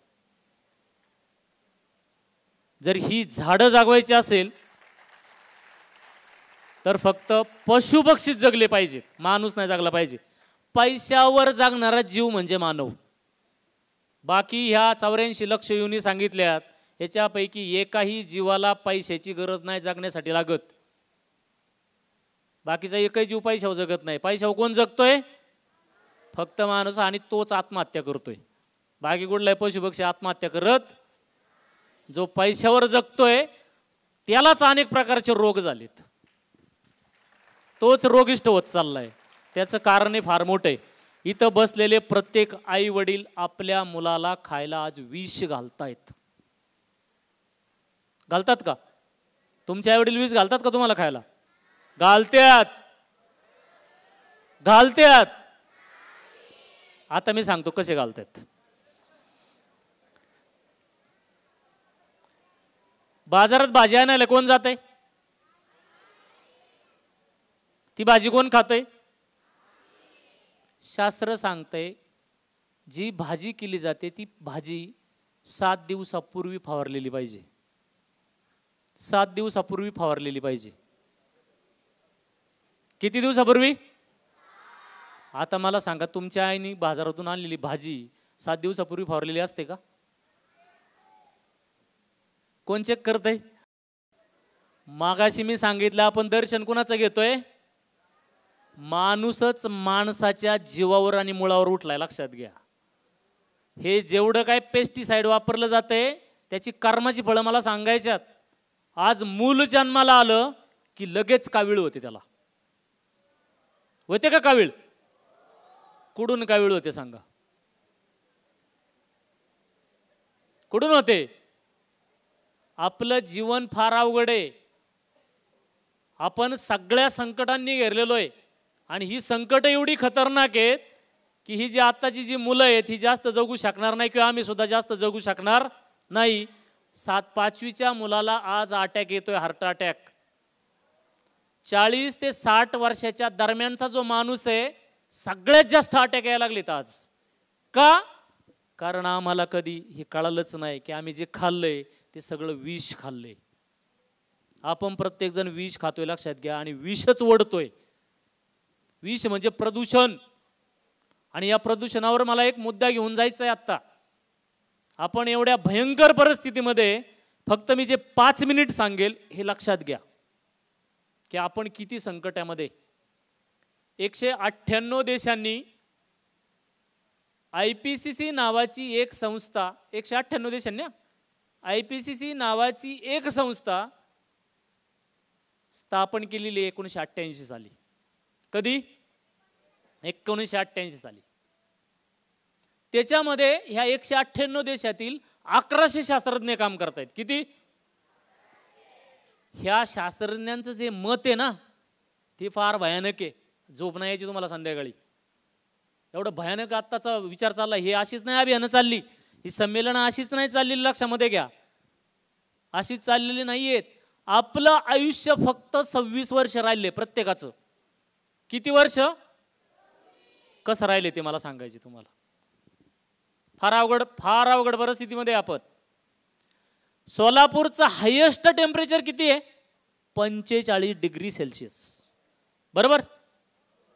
आपल्या राजधानीचं यावर्षीचं हायेस्ट टेम्परेचर किती आहे? 52 डिग्री सेल्सिअस. आपण कसे संपणार हे मला सांगायचे, आणि संपण्यामागं आपणच कारणीभूत कसे आहोत. माणसाला जिथं औद्योगिकीकरणाचं भूत माणसाच्या मानगुटीवर बसलं त्या दिवसापासून आपल्या जीवनाला उतरती कळा लागली. आणि जगामध्ये सगळ्यात पहिल्यांदा औद्योगिकरणाला सुरुवात झाली ग्लासगो सिटीमध्ये. का तिथं जगातलं सगळ्यात पहिल्यांदा इंजिन जन्माला आलंय ग्लासगो सिटीमध्ये. त्यावेळेस माणसाला वाटलं आता आपलं जीवन फार सुखकर होईल, मला कष्ट करायची गरज पडणार नाही. जिथं कष्ट संपलं तिथं जीवन संपलं, लक्षामध्ये घ्या. 1750ला ग्लासगोमध्ये जगातलं पहिलं इंजिन जन्माला आलं. त्या इंजिनाने एवढी वाट लावली की आमचं प्रत्येकाचं लाईफ फक्त 26 वर्षच राहिले. 1750ला हवेतील कार्बन डायऑक्साईडचं प्रमाण होतं 280 ppm. मुद्दा नीट व्यवस्थित लक्षात घ्या. फार भयानक परिस्थितीमध्ये जगायचंय कसं हे आपण ठरवायचं आता नंतर. 1750ला हवेतील कार्बन डायऑक्साईडचं प्रमाण होतं 280 ppm. आज तुम्हाला त्याच्या अगोदर सांगतोय, किम जॉनने 33 अधिकाऱ्यांना फासावर लटकवलंय. बाहेर देशात फाशी दिली. हे जे घडतंय म्हणजे तुमच्यामुळे घडतंय सगळं. 33 अधिकाऱ्यांना फाशी दिली किम जॉननी. जगातलं टेम्परेचर 1750 साली किती होतं? 280 ppm. एका माणसाला जर चांगलं जीवन जर जगायचं असेल, निरोगी जीवन जर जगायचं असेल, हवेतील कार्बन डायऑक्साईडचं प्रमाण पाहिजे 350 ppm. किती पाहिजे? 1750 साली 100 वर्ष माणूस जगायचा. 100 वर्ष त्याच्या जास्त. 1750 ते 2024 ह्या 350 वर्षामध्ये हवेतील कार्बन डायऑक्साईडचं प्रमाण झाले 422 ppm. किती झालंय? ही सगळे आपल्या कर्माची फळे, लक्षामध्ये घ्या. आपण कसं चाललोय, कुठं चाललोय. शास्त्रज्ञ म्हणतात की ज्या वर्षी हवेतील कार्बन डायऑक्साईडचं प्रमाण 450 पूर्ण होईल त्या वर्षी पृथ्वीवर मानव राहत होता हे सांगायला सुद्धा मानव राहणार नाही. कधी? ज्या वर्षी हवेतील कार्बन डायऑक्साईडचं प्रमाण 450 पूर्ण होईल त्या वर्षी ह्या जगामध्ये माणूस राहत होता हे सांगायला सुद्धा मानव राहणार नाहीये. आणि शास्त्रज्ञांनी 1750 ते 2024 पर्यंत जो रेशो काढलेला आहे त्यांनी सांगितले की हवेतील कार्बन डायऑक्साईडचं प्रमाण 450 हे 2050 साली पूर्ण होणार आहे. किती साली? किती जगणार आहे आपण? किती जगणार आहे आपण? आपलं लाईफ फक्त 26 वर्षाला आलं. लिहून घ्या. मी तुम्हाला हे जे कार्बन डायऑक्साईडचं प्रमाण सांगितलंय कारण कार्बन डायऑक्साईड वाढलं की उष्णता वाढते. हे दोघ जण भाऊ आहेत, एकामेकाला मदत करतात. इकडं कार्बन डायऑक्साईड वाढलं का इकडं उष्णता वाढली. समजून घ्या. उष्णता वाढली, मानवाचं शरीर फक्त 37-38 डिग्री सेल्सिअस तापमान सहन करतंय. मगाशी तुम्हाला खैरे सरांनी सुद्धा सांगितलंय. कार्बन डायऑक्साईडचं हवेतील प्रमाण 350च्या वर जसं गेलंय तसा प्रत्येक माणूस हा वेगवेगळ्या रोगाने त्याचं शरीर व्याधायला झाले, निर्माण झाले. त्याच्यात अनेक रोग निर्माण झालेत शरीरामध्ये. त्याचं कारण हे की आपण घातलेला निसर्गावर घाला. निसर्गावर आपण एवढा घाला घातलाय की त्यांनी सगळी उलथापालथ सुरू केलेली आहे. मानवाला थोडी जखम झाली की माणूस हॉस्पिटलमध्ये पळतोय. निसर्गाला आपण जखमा एवढ्या दिल्यात की आज जी वेळ आली ही आपण आपल्या पायावर कुऱ्हाड मारून घेतली. लक्षामध्ये घ्या. मामाप झाडं तोडलेत आपण. आणि हे शास्त्रज्ञ काय सांगतायत, जर याच्यापासून जर वाचायचं असेल, वाचू तर शकणारच नाही आपण, याचं प्रमाण जर थोडंफार जर कमी करायचं असेल तर माणसाने आता अशी झाडं लावली पाहिजेत का कुठंतरी त्याला कुठंतरी 5-10 वर्ष अजून जास्त जगता येईल. म्हणून सरकारने ते आपले सगळे जागेवर आलेत. आता त्याचं कारण हे खास की जर झाडं लावली नाही तर हवेतलं कार्बन डायऑक्साईड माणसाचं नाक नाही खेचू शकणार. लक्षात घ्या. हे फक्त झाडच खेचू घेऊ शकतात कारण त्यांचं ते काय आहे, अन्न आहे. आणि म्हणून सांगतात आज ह्या वर्षी बघा बांबू लागवडीसाठी 1 हेक्टरला 7 लाख रुपये अनुदान दिले. त्याचं कारण ते आपल्याला या गोष्टी माहीत नाही. लक्षामध्ये घ्या. आपण फार संकटामध्ये आहेत. आम्हाला झाडांचं महत्त्व कळालं नाही, बोरीबावळी झाडांचं महत्त्व कळालं नाही. सरांनी मगाशी पक्ष्यांचे अनेक फोटो दाखवलेत आपल्याला. सरपण हे का टिकले पाहिजेत कारण याच्या वेगवेगळ्या प्रकारचे इंजेक्शन आपल्यासाठीच तयार केले जातात आणि ते आपल्या रोगावर वापरले जातात. हे जर टिकलं नाही भविष्यामध्ये इंजेक्शन सुद्धा आपल्याला बांधणार नाही आणि रोग नष्ट करता येणार नाही. एवढी वाईट परिस्थिती होणार आहे. आणि या बोरी आणि बाबळींचं झाडांचं महत्त्व आपण जाणून घेतलं नाही. बाबळ पाहिली का सगळ्यांनी? कुणी नाही पाहिली सांगा? बाबळ पाहिली? त्याला काटे नसतात ना? असतात का? बोर पाहिली का? बोर त्याचे गोड बोर कसं लागतंय? फार महत्वाची झाडं पूर्वी. आता तुम्ही फार कमी पाहणार ती झाडं. त्या झाडावर फक्त मधमाशा जास्त घरटं करायच्या आणि त्या झाडावर सगळ्यात जास्त पक्षी घरटे करायचे. कशावर? आता तुम्ही काय पिताय? मगाशी काय सांगितलंय? तुम्ही फक्त विष खाताय. आता तुम्ही काय पिताय हे मला सांगायचे. शेतीमध्ये बोरी बावळीची झाडं नष्ट केली. झाले काय? सरांनी मगाशी एक किडीचा संदर्भ दिला, माळढोकचा. माळढोक कीड जगामधलं सगळ्यात मोठं कीड नियंत्रण करायचं काम जर करत असेल हे फक्त पशु आणि पक्षी करतात. कोण करतात? पशु आणि पक्षी. आणि हे पक्षी सगळ्यात जास्त घरटं कुठं घालतात? बोरी आणि बाबळीचं झाड. का? सापवर जात नाही आणि त्यांची अंडी खात नाही आणि त्यांच्या घराला कोणत्या प्रकारची इजा तयार होत नाही. म्हणून सुरक्षित ही झाडं होती. कोणती? बोरी बाबळीची. आज आम्ही माल केलाय, बोरी बाबळीचं झाड नाहीये. 100 ml ची बाटली जास्तीत जास्त विषारी असणारी 2000 रुपयाला घेऊन येतोय आणि मालावर फवारतोय आपण. कशावर फवारतोय? अर्ध विष कुठं पडतंय? तिथं जमिनीवर पडतंय. पाऊस वरून पडला, पाणी आपण त्याच्यामध्ये भरलं का ते विष त्या पाण्याबरोबर कशात जिरतंय? जमिनीमध्ये जिरतंय. आणि तिथंच आम्ही 2 करोडचा बंगला बांधतोय आणि तिथंच आमची पाणी पिण्याची विहीर असती. हे विष कशात उतरतंय? त्या विहिरीमध्ये उतरतोय आणि ते पाणी उपसतोय आणि आपण पितोय. आपण एकही पाणी पित नाही, आपण सगळेजण विष पितोय. लक्षामध्ये घ्या. जे आपण विकत आणलेलं आहे. आपल्या घरच्यांना सांगा जर असतील जवळपास शेती करणारे, सेंद्रिय शेती करा. कशाची शेती करा? कधी नव्हे दिसणारी गुळाच्या चहाची दुकानं आज दिसायला लागलेत, डोळं उघडायला लागले, लक्षात घ्या. नाहीतर आपण एकीकडे कमवतोय आणि एकीकडे आपण गमवतोय, लक्षामध्ये घ्या. डॉक्टरांना आपण कितीतरी खर्च करतोय. म्हणून घरच्यांना कमीत कमी सेंद्रिय शेती करून तुमच्यासाठी स्वतःसाठी तरी खा म्हणावं. त्याचा परिणाम फार मोठा भयानक आहे. पुढं खातोय काय विष, पितोय काय विष, आणि नाकाने ओढतोय काय. काय करायचं या फुफ्फुसाने? का नाही अटॅक येणार? अटॅक का नाही येणार तुम्हाला? आपल्याला अटॅक का येणार नाही? त्याची कारणं ही सगळी. नेक्स्ट, तेव्हा पक्षी प्राणी जर वाचवायचे असेल, कारण हेच झाडे लावतात, हे जगले तरच पर्यावरण वाढेल, झाडे वाढतील. कारण पशु पक्षी बिया खातात आणि त्यांच्या विष्ठा, मी मागाशी सांगितलं की मी टाकीवर झाडं पाहिलं होतं, तिथं बसतात, इतर ठिकाणी बसतात आणि त्या ठिकाणी सुद्धा झाडं लागतात. एवढी ताकद या पक्ष्यांच्या विष्ठेमध्ये असते, लक्षामध्ये घ्या.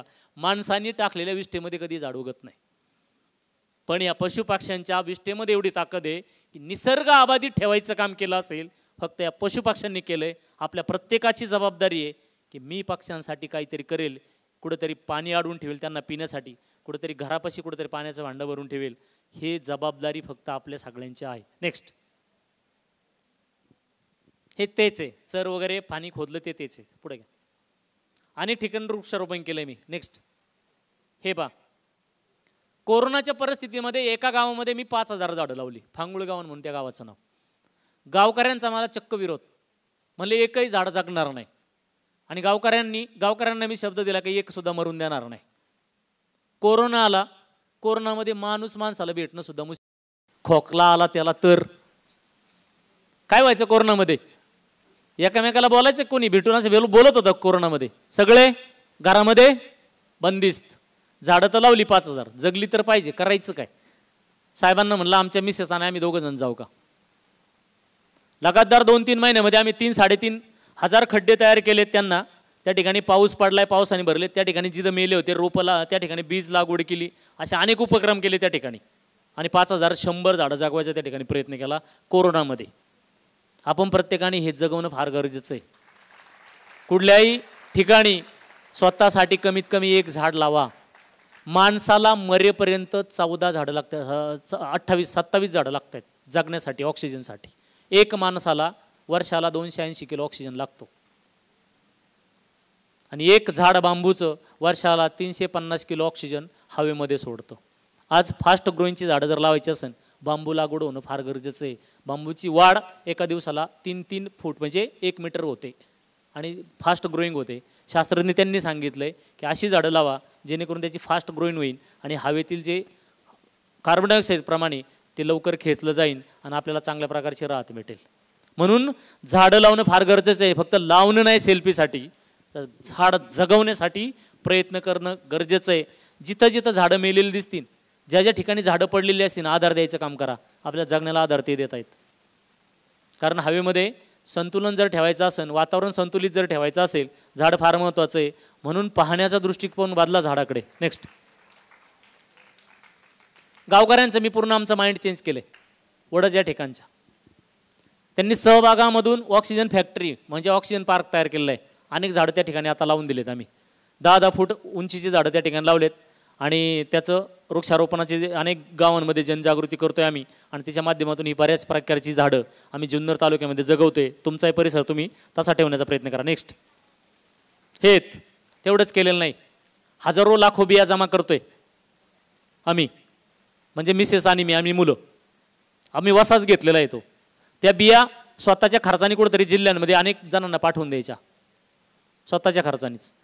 त्या ठिकाणी हे असे जसे हे बिया आहेत अख्ख्या घरीच जमा करायच्या, काढायच्या. सगळ्या संस्था असतील वेगवेगळ्या प्रकारच्या वृक्षारोपण करणाऱ्या, नर्सरीज असतील, त्यांना ही झाडांच्या बिया फुकट देऊन टाकायच्या.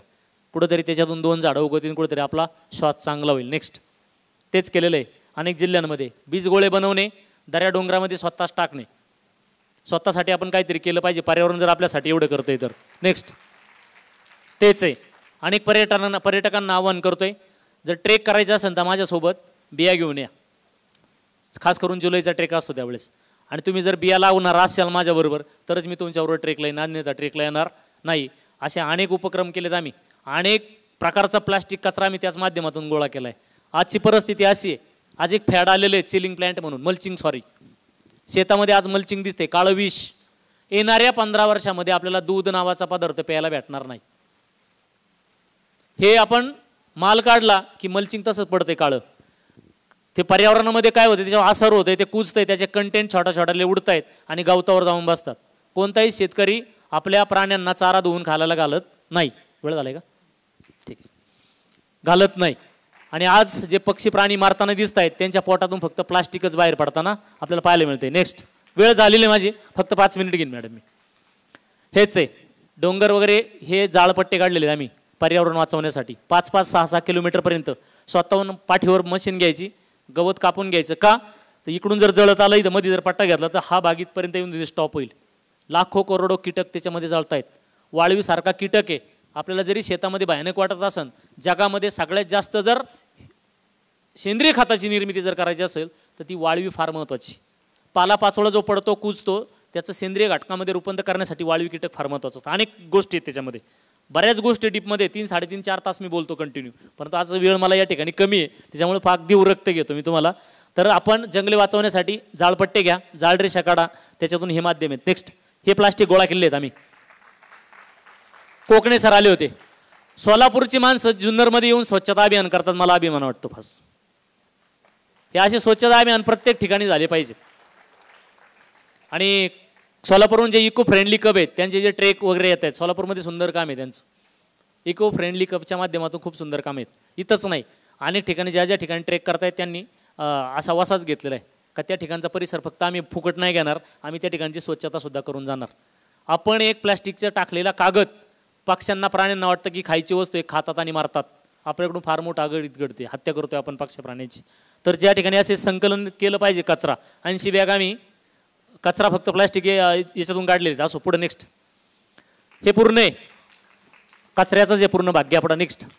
प्लास्टिकसाठी जनजागृती वगैरे सगळे आम्ही करत असते. शिवनेरी किल्ल्यावर टोटल प्लास्टिक बंदी वन विभागाच्या माध्यमातून केली. पाण्याची एक डोंगरामध्ये एक जंगल जळत असतं आणि ते जंगल असं धाय मोकळं असं धाय धाय धाय धाय जंगल जळत असतं, बाकीचे सगळे उडून बाजूला जात असतात. एक चिमणी, तुमचा हे कोणता तलाव आहे देवापासला, कंबर तलावर जाते, तिथून पाणी घेते चोचीमध्ये आणि ज्या ठिकाणी तुमच्या परिसरामध्ये जंगल जळत असतं त्याच्यावर टाकत राहते. त्याचा नित्यक्रम तोच चालू असतो सारखा. कोणाचा? त्या चिमणीचा. ह्या बाकीच्या चिमण्या काय करतात, तिला सारखं डिवसण्याचा प्रयत्न करतात. बाकीचे पक्षी तिला डिवसण्याचं काम करतात. तुझ्या एका थेंबाने होणार काय? तुझ्या एका थेंबाने खरंच जंगल थांबणार आहे का जळायचं, राहणार आहे का? ती त्यांच्याकडे विचार, त्यांचा लक्षच देत नाही, त्यांच्याकडे विचारच करत नाही त्यांचा. कंटिन्यू ते पाणी टाकते, कंटिन्यू ते पाणी टाकते, संपूर्ण जंगल जळून खाक होतं आणि एका ठिकाणी जाऊन ती रडत बसते. कोण? ती चिमणी. या बाकीच्या चिमण्या तिथे येतात, पक्षी येतात, तिला म्हणतात तुला सांगितलं होतं का तुझ्या एका पाण्याच्या थेंबाने काय होणार नाही. आणि ती चिमणी त्या बाकीच्या पक्ष्यांना उत्तर एवढं सुंदर देते, म्हणती की ह्या जगाचा इतिहास, ह्या जंगलाचा इतिहास ज्यावेळेस लिहिला जाईल त्या इतिहासामध्ये 2 पानं असतील, एक फक्त माझ्या पाहणाऱ्यांचं आणि एक म्हणजे वाचवणाऱ्याचं. त्या वाचवणाऱ्यामध्ये फर्स्ट लेवलला माझं नाव असेल. मित्रांनो, आपण म्हणतो की मी एकटा काही करू शकत नाही, तुम्ही एकटे खूप काही करू शकता. फक्त तुमच्यामध्ये तेवढे ताकद निर्माण तुम्ही केली पाहिजे. तर तुम्ही 100% पर्यावरणाकडे पाहण्याचा दृष्टिकोन बदला. आपल्याला चिमणीसारखं काम करायचे प्रत्येकाला, आणि ही चिमणीची मदत म्हणून तुमच्या महानगरपालिकेतील सगळ्या कर्मचाऱ्यांना, अधिकाऱ्यांना द्या.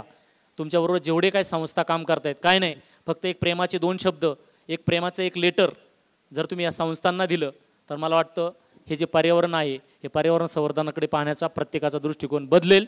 मला या ठिकाणी महानगरपालिकेतील सगळे जेवढे काय अधिकारी असतील, कर्मचारी असतील, या कार्यक्रमामध्ये हे जे संमेलन सक्सेस व्हावं म्हणून ज्यांचे हात लागलेत मी त्या सगळ्यांचं खरंच ऋण व्यक्त करतो की मला या ठिकाणी सोलापूरमध्ये आपण या ठिकाणी बोलण्याचं एक व्यासपीठ तयार करून दिलं, निर्माण करून दिलं.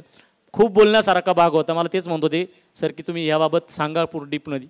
जर कधी पुन्हा वेळ आली तर निश्चितच एक 3-3.5 तासाचं जे माझं मार्गदर्शन हे फार फास्टली केलं आहे मी, आणि मला फक्त माझ्यावरच बोलायला सांगितलं होतं म्हणून तो गोंधळ झाला आहे थोडासा, कारण मी प्रेझेंटेशन कधीच करत नाही, फक्त बोलत राहतो. तर आपण सर्व मुलांनी सगळ्यांदा पहिल्यांदा तुमच्यासाठी टाळ्या वाजवा, कारण ह्या संमेलनाला सक्सेस करण्यासाठी फक्त तुम्ही कारणीभूत आहेत. जरा श्रोते असेल तरच वागताय आणि सगळ्यात महत्त्वाचे श्रोते आहेत, म्हणून तुमचं या ठिकाणी सगळ्यांचं ऋण व्यक्त करतो. जय हिंद, जय महाराष्ट्र. धन्यवाद.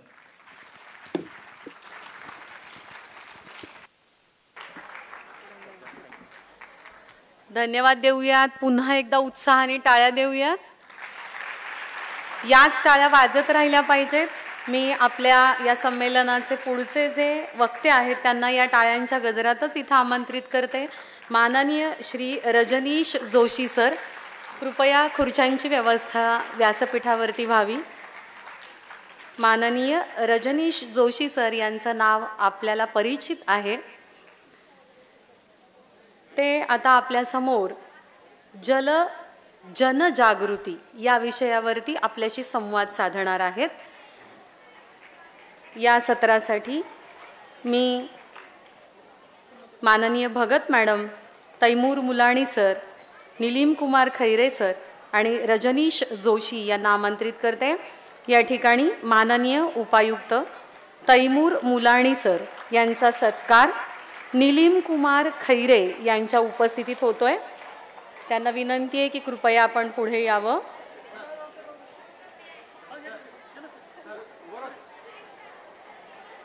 रजनीश जोशी सर हे खूप मोठे सोलापुरातले जल अभ्यासक आहेत. त्यांच्या आवाजातील जलवृत्त हे आपण दररोज आपल्या रेडिओवरती ऐकत असतो. सरांना विनंती आहे की त्यांचा एक मी ब्रीफ परिचय तुम्हाला करून देते. मुलांनो, रजनीश जोशी सर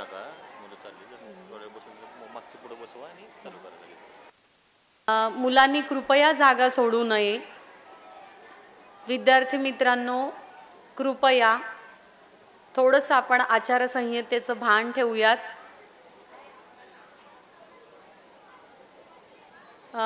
तुम्ही जर रिफ्रेशमेंटसाठी चाललेले असाल तर कसल्याही प्रकारचा गोंधळ न करता शांतपणे आपल्या शिक्षकांच्या मागे जाणं हे तुमचं काम आहे.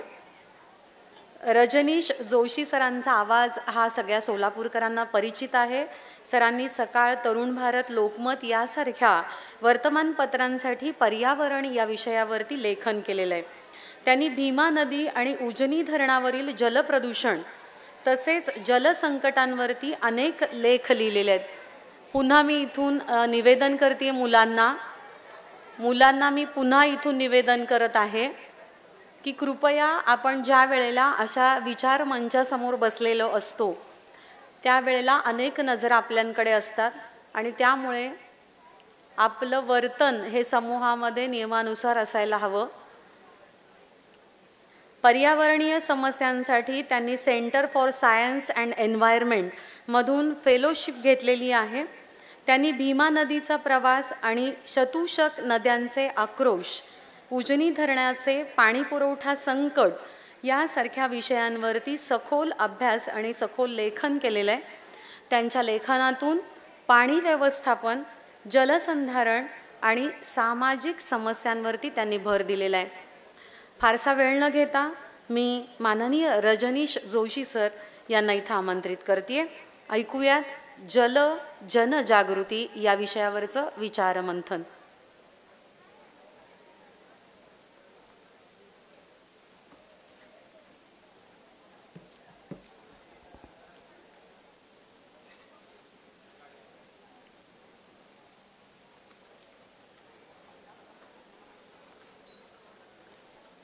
सगळ्यांना नमस्कार.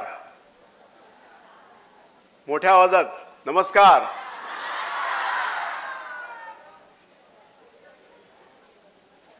आपल्या सोलापूर महापालिकेच्या वतीने सोलापूर शहरामधल्या विविध संस्थांच्या सहकार्याने वसुंधरा संमेलनाचं आयोजन या ठिकाणी केलेलं आहे. आणि सकाळपासून तुम्ही सगळेजण या आपल्या दिवसभराच्या कार्यक्रमामध्ये सहभागी झालेले आहात. सगळ्यांचं जेवण झालंय का?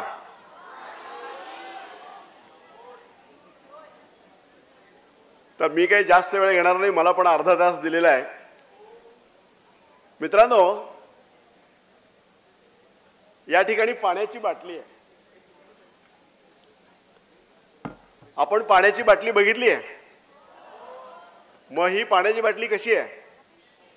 स्टीलची आहे. नाही, पाणी आहे की नाही तुम्हाला कळलं पाहिजे ना. तर मित्रांनो,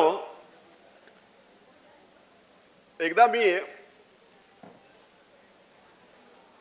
एक बातमी वाचत होतो. ही घटना आहे उत्तर भारतामधली. उत्तर प्रदेशामधलं एक रेल्वेचं स्टेशन होतं. त्या रेल्वे स्टेशनवरती सातत्याने रेल्वे येत होत्या आणि या रेल्वे येत असताना भर दुपारची वेळ, उन्हाळ्याचे दिवस होते आणि या उन्हाळ्याच्या दिवसामध्ये भर दुपारच्या वेळेला रेल्वे त्या रेल्वे स्टेशनमध्ये सातत्याने येत होत्या.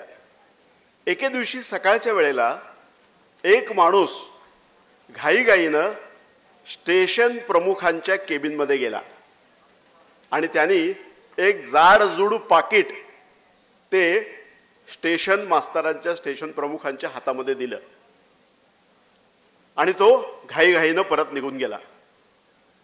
दुपारचा 1 वाजला. ऊन तळपत होतं आणि एक एक रेल्वे गाडी त्या रेल्वे स्टेशनमध्ये येत होती.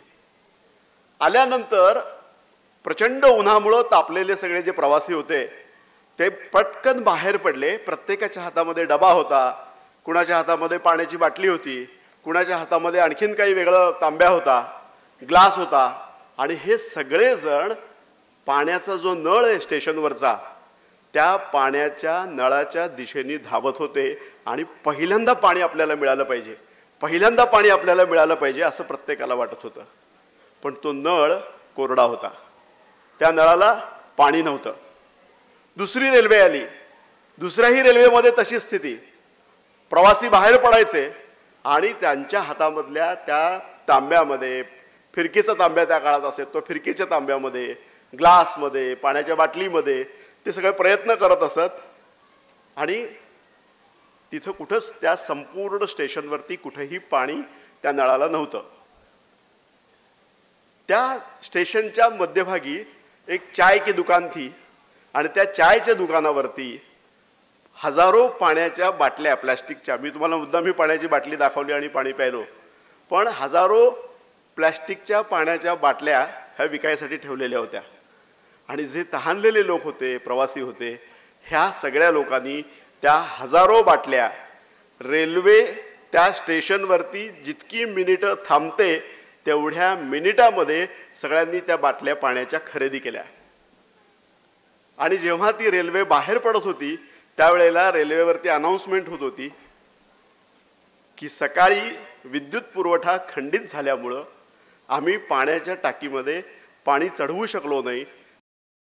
स्टेशनवरच्या कोणत्याही सार्वजनिक नळाच्या तोटीला पाणी येऊ शकलं नाही. प्रवाशांची जी गैरसोय झाली आहे त्याबद्दल आम्ही दिलगीर आहोत. ही 30, 35, 40 वर्षापूर्वीची गोष्ट आहे. त्यावेळेसच्या वर्तमानपत्रांमध्ये ही बातमी आली आणि घटना काय आहे ती, सकाळी दिलेलं जे पाकिट होतं स्टेशन मास्तरांच्या हातामधलं, त्या स्टेशन मास्तरांच्या हातातल्या पाकिटानं हे काम केलेलं होतं की त्या स्टेशनवरच्या सगळ्या सार्वजनिक नळाचं पाणी जे आहे ते बंद करण्यात आलेलं होतं आणि लोकांनी पाण्याच्या बाटल्यांमधून पाणी विकत घेतलेलं होतं. पाणी विकत घेण्याची प्रक्रिया प्लास्टिकच्या बाटल्यांमधून जेव्हा सुरू झाली, ती भारतामधली या पद्धतीचा हा, ज्या भागामध्ये फारसं शिक्षण नाही आहे, फारशी माहिती लोकांना नाही आहे, अशा अडाणी लोकांच्या प्रदेशामधनं या पद्धतीच्या पाण्याच्या बाटल्यांची विक्री सुरू झाली. या पद्धतीने पाण्याचा व्यवसाय सुरू झालेला आहे आणि पाणी हे आपल्याला विकत घ्यावं लागतंय. रेल्वेची याच्या आधीची परिस्थिती काय होती? ज्या वेळेला रेल्वे सुरू झाली त्यावेळेला रेल्वेची परिस्थिती अशी होती की त्या रेल्वेमध्ये मोफत पाणी देणारा माणूस रेल्वेचा प्रत्येक डब्यामध्ये जाऊन पाणी देत असे प्रवाशांना. आणि नंतरची परिस्थिती अशी झाली की सार्वजनिक नळ स्टेशनवरती आले आणि आजची परिस्थिती अशी आहे की सगळे सार्वजनिक नळ जे आहेत स्टेशनवरचे हे सगळे बंद आहेत. आपण नुसते नळ बघतो तिथं, त्या नळाला पाणी नसतं. क्वचित एखाद्या नळाला पाणी असू शकेल पण तो अपवाद. तर पाण्याचा व्यापार किंवा पाण्याचा बाजार जो आहे हा अशा पद्धतीने आपल्याला प्रवासाच्या अनुषंगाने आपल्याला पाहायला मिळाला. हे जे प्लास्टिक आहे, या प्लास्टिकचा जो पाण्याच्या बाटलीचा प्रकार आहे हे प्लॅस्टिक आपल्याला अतिशय घातक अशा स्वरूपाचं प्लॅस्टिक आहे. आपल्याला आता तर सोलापूरच्या रेल्वे स्टेशनवर जा किंवा अन्य कोणत्याही रेल्वे स्टेशनवरती जा, तुम्ही सगळी मुलं आहात म्हणून मुद्दाम सांगतोय की या प्लॅस्टिकच्या बाटल्या ज्या आहेत, या प्लॅस्टिकच्या बाटल्यासुद्धा वापरलेल्या असतात, पुनर्वापर केलेले असतात आणि त्याचं पुनरुज्जीवन केलेलं नसतं, तर त्या पुन्हा जशाच्या तशा वापरलेल्या असतात. बाटलीची बुचं फिक्स करण्याचं एक विशिष्ट असं साधन आहे, त्याचा वापर करून या पाण्याच्या आहे त्याच बाटल्या पुन्हा विकल्या जातात. आपल्याला सावध राहण्याची किती गोष्ट आहे हे नीट आपण लक्षात घ्या. त्यामुळे घरूनच पाणी घेऊन जाणं हे सगळ्यात उचित आहे असं आपण लक्षात घेतलं पाहिजे. युरोपामध्ये, अमेरिकेमध्ये पाण्याच्या बाटल्यांमधून पाणी स्वीकारलं जात नाही. तिथले लोक म्हणतात की आम्हाला तुम्ही पाणी जे आहे हे बाटलीमधनं अजिबात देऊ नका, आम्हाला थेट नळामधून पाणी द्या. तर अशा पद्धतीची मागणी जी आहे ही प्रगत अशा पद्धतीचे जे देश आहेत या देशांमधून झालेली आहे. म्हणजे एकीकडं पाण्याची सुविधा असताना अशा पद्धतीने पाण्याची कृत्रिम टंचाई केली जाते. पण निसर्ग पण कसा आहे बघा, आपलं जगणं जे आहे हे जगणं जे आहे हे निसर्गाच्या लहरीपणावरती अवलंबून आहे. एक शेतकरी होता, त्या शेतकऱ्याला 2 मुली होत्या. त्या दोन्ही मुलींची लग्न झाली.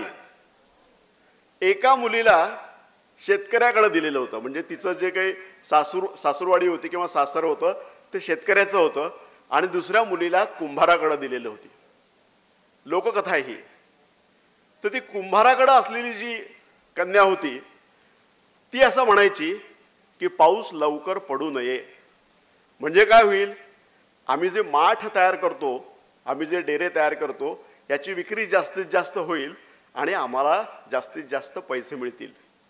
आणि दुसरीकडं जी शेतकऱ्याकडे दिलेली कन्या होती ती मात्र पावसाचा धावा करत होती. म्हणजे घटना एकच, मुली 2 सख्या बहिणी, परंतु प्रत्येकीची मागणी ही अशा पद्धतीची वेगळी असू शकते.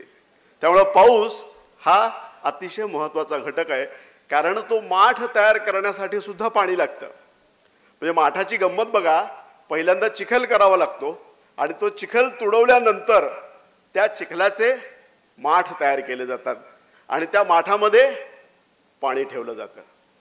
म्हणजे माठ तयार करण्यासाठी पाणी लागतं आणि माठामध्ये सुद्धा तुमच्या आमच्यासाठी पाणी लागतं. अशी ही पाण्याची महती त्याच्यामधली आहे.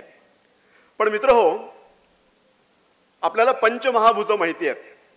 पृथ्वी, आप, तेज, वायू, आकाश माहिती ना सगळ्यांना, पंचमहाभूत. तर याच्यामध्ये पाऊस, निसर्ग आणि पर्यावरण यांचा परस्परांशी अतिशय जवळचा अशा पद्धतीचा संबंध आहे. पण पाऊस कशामुळे पडतो, तर खरं सांगायचं झालं तर तुमच्या माझ्या वर्तनामुळेच पडतो पाऊस. म्हणजे आपल्या भारतामध्ये वृक्षांचं आच्छादन भूमीवरती जे आहे, भूमी म्हणजे पृथ्वी, आप म्हणजे पाऊस, पाणी, पृथ्वी, आप, तेज, वायू, आकाश, आकाशातून पडणारं हे जे पाणी आहे, तर हे पाणी आपल्याला जर अधिकाधिक मिळवायचं असेल तर आपल्याला वृक्षांचं आच्छादन जे आहे हे पृथ्वी तलावरती वाढवलं पाहिजे. बरोबर आहे. मग हे वृक्षाचं आच्छादन आपल्या पृथ्वी तलावरती नेमकं किती आहे? आपण जर भारतापुरता विचार केला तर भारतामध्ये 1970 साली 68% जंगल होतं. भारतामध्ये 1970 साली 68% जंगल होतं. मग विकास प्रक्रिया सुरू झाली, कारखाने उभे राहायला लागले आणि शहरांच्या आसपासची गावं जी आहेत त्यांच्या MIDCs व्हायला लागल्या आणि मग त्याच्यामुळं काय झालं, हे जंगल जे आहे ते कमी व्हायला लागलं. आणि आता सर्वसाधारणपणे 28% इतकं जंगल शिल्लक राहिलेलं आहे. आपण जर महाराष्ट्राचा विचार केला तर महाराष्ट्रामध्ये 28% वनक्षेत्र आहे. आपल्या इथले सगळे वनाधिकारी आणि वनाशी संबंधित असलेले अधिकारी वर्ग इथं बसलेला आहे. सगळ्यांना माहिती आहे की वनाच्छादन जे आहे हे आपल्या महाराष्ट्रातलं कमी कमी होत गेलेलं आहे. आपण अमेरिकेला सर्वात श्रीमंत देश म्हणतो. का बरं म्हणतो, तर अमेरिकेमध्ये दर डोळी म्हणजे एका माणसाप्रमाणे, एका माणसावरती म्हणजे दर डोळी 700 झाडं आहेत. तिथली जी लोकसंख्या आहे त्या लोकसंख्येचा विचार जर केला तर एका माणसावरती 700 झाडं आहेत. चीनमध्ये जर गेलो तर चीनमध्ये एका माणसाला 130 झाडं आहेत. आणि आपल्याकडे जर आपण भारतामध्ये आलो, आपल्या परिसरामध्ये महाराष्ट्रात वगैरे आलो तर आपल्याकडं साधारणपणे एका माणसाला 25 झाडं आहेत. तर आपल्याला किती झाडं लावायला लागणार आहेत बघा. सोलापूरची लोकसंख्या आता आपण 10 लाख अशी गृहीत धरली, ती 15 लाखापर्यंत आहे असं म्हणतात, पण आपण 10 लाख जरी गृहीत धरली आणि 10 लाख गुणिले प्रत्येकाला 150 झाडं असं जर गृहीत धरलं तर 10 लाख गुणिले 150 एवढी झाडं आपल्याला सोलापूर शहरामध्ये लावायची आहेत. मग हे झाडं लावण्याचं काम कोण करणार आहे? तुम्हीच करणार आहात. कारण झाडं जर तुम्ही लावलीत तर त्याची सावली तुम्हालाच मिळणार आहे. आणि झाडं का लावायची आहेत? झाडं का लावायची आहेत? तर झाडं ही आपल्याला पाणी देतात. पाणी टंचाई दूर करण्याचं काम झाडं करतात. म्हणून आपल्या सगळ्यांना झाडं लावली पाहिजेत. मित्रहो, महानगरपालिकेची वृक्ष प्राधिकरण कमिटी आहे आणि ही कमिटी जी आहे ही आपल्याला, तिचा उद्यान विभाग आहे, हे सगळेजण या सगळ्या सोलापूर शहरामधल्या झाडांच्या एकूण याच्यावरती लक्ष ठेवून असतात. मोकळ्या झाडांवरती झाडं लावली पाहिजे, मोकळ्या जागांवरती झाडं लावली पाहिजेत. आता झाडं लावण्याच्या संदर्भामधला एक जो गैरसमजुतीचा भाग आहे तो फक्त तुमच्या निदर्शनास आणून देतो. झाडं लावण्याच्या दृष्टिकोनातून आपल्याकडं सीड बॉल केले जातात. तर हे जे सीड बॉल आहेत, या सीड बॉलच्या यशस्वीतेचं प्रमाण किती आहे? हे सीड बॉल लावून आपण वेगवेगळ्या ठिकाणी टाकतो तर त्याचं एकदा प्रमाण नेमकं काय आहे यशस्वीतेचं, की त्या सीड बॉलमधून झाड उगवलं अशा पद्धतीची उदाहरणं किती आहेत हे जरा तपासायची गरज आहे. कारण ते सीड बॉल तयार करण्यामध्ये श्रम जातात आणि पुन्हा आपल्याला वेगवेगळ्या ठिकाणी टाकण्यामध्ये श्रम जातात आणि त्या श्रमाच्या मोबदल्यामध्ये नेमकं आपल्याला फळ काय मिळतं ते आपल्याला नीट तपासण्याची गरज आहे. त्यामुळे अशा पद्धतीच्या कामामध्ये जेव्हा आपण व्यस्त होतो तेव्हा त्याचा परिणाम नेमका काय होतो हे सुद्धा आपल्याला बघितलं पाहिजे. मित्रहो, आपला हा जो देश आहे हा नद्यांचा देश नसून आपला देश हा तलावांचा देश आहे. आणि तलावांच्या बाबतीमध्ये आपण सोलापूरकर जे आहोत हे अतिशय श्रीमंत आहोत. त्याचं कारण असं की आपल्या सोलापूर शहरामध्ये परिसरामध्ये अनेक तलाव आहेत. आपल्याला 11व्या शतकामधले जे आपले संत होते सिद्धेश्वर, त्यांचा सिद्धेश्वर तलाव माहिती आहे. तर 1850 सालापासून 70 सालापासून सिद्धेश्वर तलावामधलं पाणी आपण सोलापूरकर पित होतो. त्याच्यानंतर हिप्परगा तलाव आपल्याला माहिती आहे. त्याच्यानंतर कंबर तलाव आपल्याला माहिती आहे, छत्रपती संभाजी तलाव असं त्याचं नाव आहे आता. त्याच्यानंतर होडगी तलाव आहे. सोलापूरच्या पंचकृषीमध्ये अनेक तलाव आहेत आणि आपला जो देश आहे, आपला सोलापूर शहर जे आहे हे सगळं तलावांचा देश, तलावांचा प्रदेश म्हणून ओळखला जातो. तेव्हा तलावांचं रक्षण करणं हे गरजेचं आहे. पण तलावाकडे आपण दुर्लक्ष का करतो? तर आपल्या घरामध्ये जलवाहिनीनी नळावाटे पाईपद्वारे पाणी येतं आणि एकदा पाईपनी पाण्याचा पुरवठा सुरू झाला की आपण मूळ पाणी जे आहे, जलाशयातलं पाणी जे आहे त्या पाण्याकडं दुर्लक्ष करतो आणि कालांतराने येणारं पाणी जे आहे हे सुद्धा आपलं काही वेळेवर येत नाही. अपुरा पाणी पुरवठा व्हायला लागतो. म्हणजे पाईपमधनं येणारं पाणी सुद्धा आपल्याला पुरत नाही. तलावाकडे तर आपण दुर्लक्षच केलेलं असतं. तेव्हा आपण सगळ्यांनी लक्षात घेतलं पाहिजे, पाण्यासाठी आपले जलाशय जे आहेत, हे जे जलाशय आहेत या जलाशयाकडं लक्ष दिलं पाहिजे. आपण शेततळी बघत असाल, ग्रामीण भागामध्ये शेतामध्ये मोठमोठ्या प्रमाणावरती सरकारने आता शेतकऱ्यांना प्रोत्साहन देऊन, पैसे देऊन, निधी देऊन शेततळं लावण्यासंबंधीचं आवाहन केलेलं आहे. तेव्हा ही तलाव जे आहेत या तलावाचं रक्षण करणं ही आपल्याला महत्त्वाची गरज आहे. मित्रांनो, आपल्याला एक गोष्ट सांगतो मी, आपल्या अंगात शर्ट आहेत, पोशाख आहे, गणवेश आहे, या सगळ्या गोष्टीला पाणी लागलेलं आहे.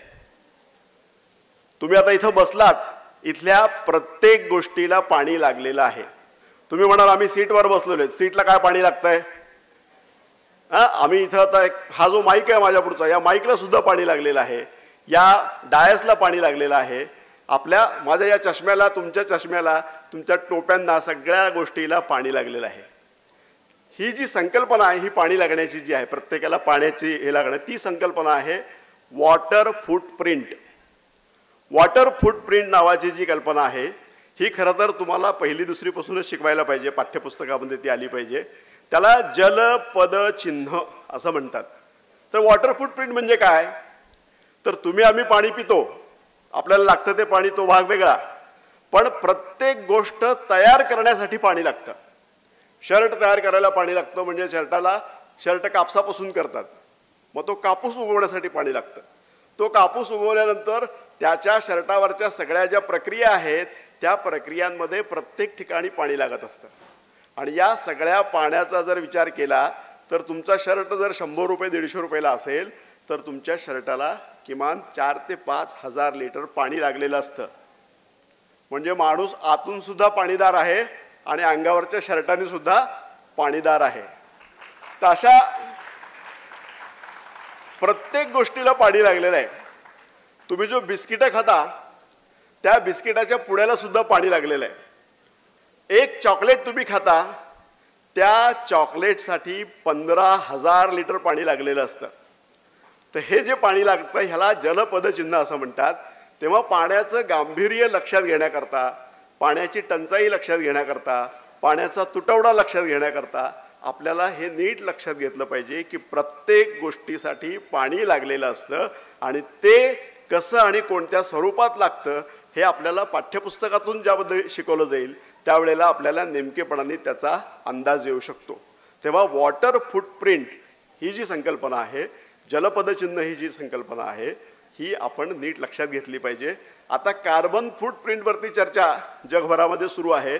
वॉटर फूटप्रिंटवरती चर्चा जी आहे ही सोलापूर शहरामध्ये आणि जिल्ह्यामध्ये प्रामुख्याने मोठ्या प्रमाणावरती करणं गरजेचं आहे.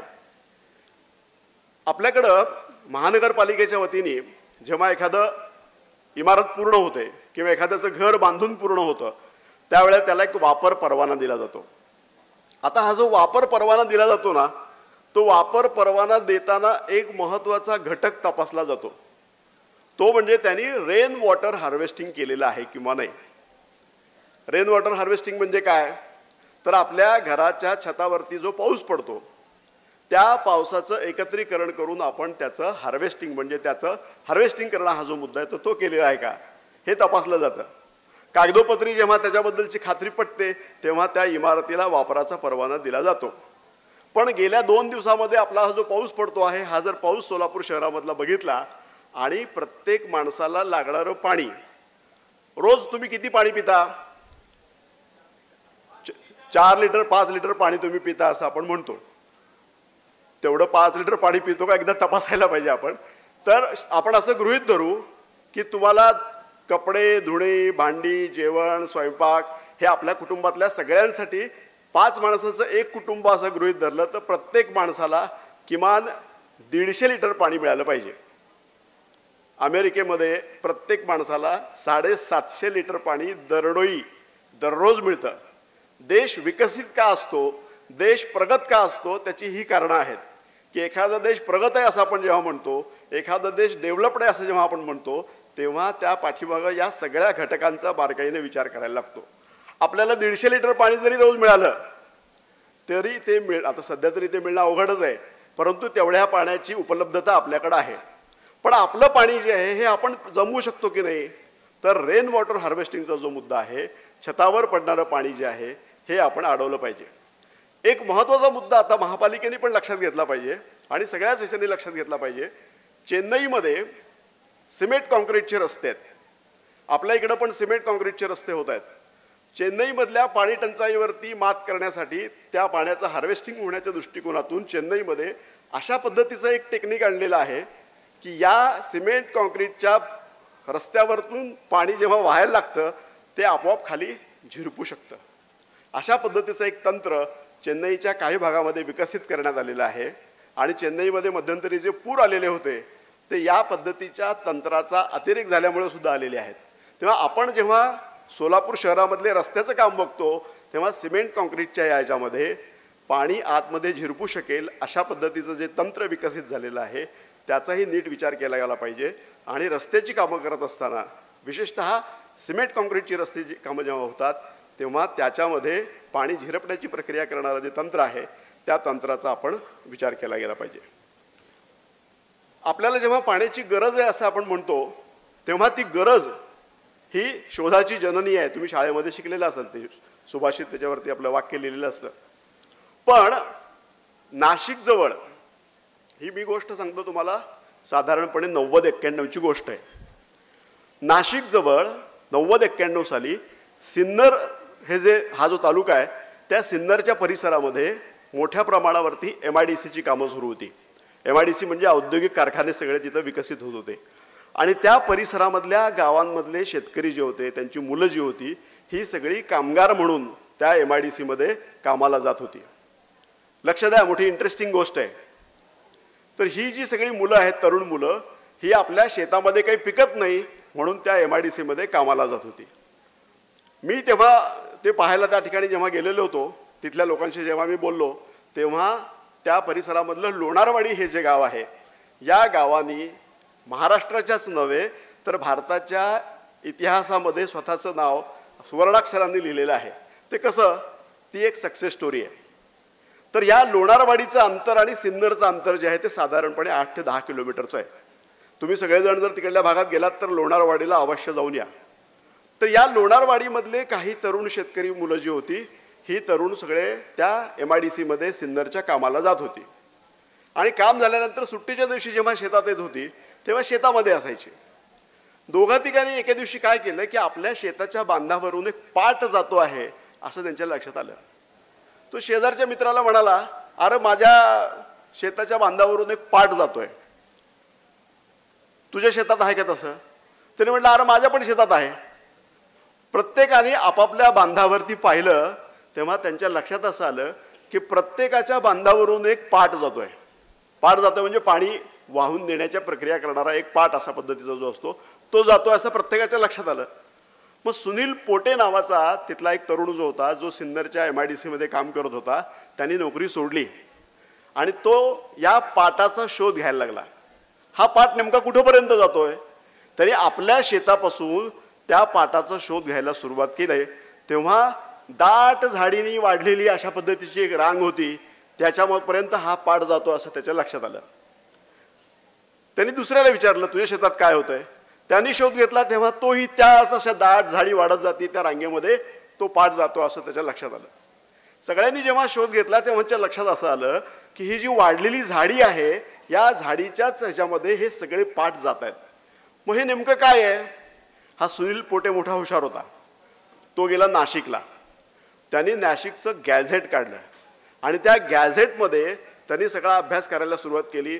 सिन्नर काढलं, सिन्नरपासून लोणारवाडी वगैरे परिसर बघितला आणि मग त्याच्या लक्षात असं आलं की त्या लोणारवाडीच्या परिसरात असलेल्या डोंगर रांगामध्ये एक देव नावाची नदी वाहत होती. ती नदी बुजलेली होती आणि ती जी नदी आहे ब्रिटिशांच्या काळामध्ये होती. त्यावेळेला ब्रिटिशांनी त्या नदीमधून थेट शेतकऱ्यांच्या शेतामध्ये पाट काढून पाणी दिलेलं होतं. ग्रॅव्हिटीने म्हणजे गुरुत्वाकर्षणाने हे पाणी त्यांच्या शेतामध्ये जात होतं. हा शोध जेव्हा त्या सुनील पोटेंनी घेतला तेव्हा त्यांनी तिथल्या सगळ्या तरुणांना आवाहन केलं आणि 5 वर्ष सातत्याने ती नदी सगळी त्यांनी शोधून काढली. नदीमधला गाळ बाहेर काढला, नदीमधली झाडी काढून टाकली, झाडोरा काढून टाकला आणि एका पावसाळ्यामध्ये 1995च्या ती नदी वाहायला लागली. ती नदी जशी वाहायला लागली तसं प्रत्येकाच्या शेतामध्ये पाणी यायला लागलं. 95-96 साली या सगळ्यांनी आपल्या सिन्नरमधल्या MIDCतल्या नोकऱ्या सोडून दिल्या आणि ही सगळी जी मुलं होती, ही 26 किलोमीटरची जी नदी आहे देव नदी, त्या देव नदीचं सगळं पात्र जे आहे ते त्यांनी व्यवस्थितपणे सरळ करून घेतलं. त्याच्यामधले पाट जे आहेत ते सरळ करून घेतले आणि प्रत्येकाने आपल्या पाण्याची व्यवस्था केली. पण पाण्याची व्यवस्था केल्यानंतर काम झालं का? तर अजिबात नाही. पिकं घ्यायला पाहिजेत. मग पिकं घ्यायची असतील तर कोणती पिकं घेतली पाहिजेत? सुनील पोटेंनी असं सांगितलं की प्रत्येकाने एकच पीक घ्यायचं नाही, प्रत्येकाने वेगवेगळा भाजीपाला घ्यायचा, कुणी फळबागा लावा. प्रत्येकाने वेगवेगळ्या पद्धतीची पिकं घ्यायला सुरुवात केली आणि त्या पिकांचा भाजीपाला जो आहे तो नाशिकच्या मार्केटमध्ये जायला लागला. नंतर पाण्याचं प्रमाण वाढलंय असं लक्षात आल्यानंतर पिकं वाढली, धान्य वाढलं आणि 4-2 वर्षामध्ये मुंबईच्या मॉलमध्ये यांचं सगळं धान्य जायला लागलं विक्रीला. त्यांना पैसे मिळायला लागले. ते मिळायला लागल्यानंतर त्यांनी असा विचार केला की आपण हे सगळं वाहन करून घेऊन जायचं कुठं, रात्रीतून मुंबईला, त्यापेक्षा आपणच जर मॉल सुरू केला तर. म्हणून त्यांनी आपल्या लोणारवाडीच्या परिसरामध्ये धान्याचा आणि शेतामधल्या सगळ्या बाकीच्या गोष्टींचा एक मोठा मॉल तयार केला. आज नाशिकपासून परिसरामधले सगळे जे लोक आहेत हे त्या ठिकाणी त्यांच्या मॉलमधनं धान्य खरेदीला येतात. पण मित्रांनो, ही गोष्ट इथंच थांबली नाही. सगळे शेतकरी श्रीमंत झाले गेल्या 20 वर्षामध्ये, 25 वर्षामध्ये. मेहनतीवरती विचार करून त्यांनी त्यांची गरज लक्षात घेतली, शोध घेतला आणि त्या शोधामधून त्यांनी या पद्धतीचा एक उपक्रम राबवला.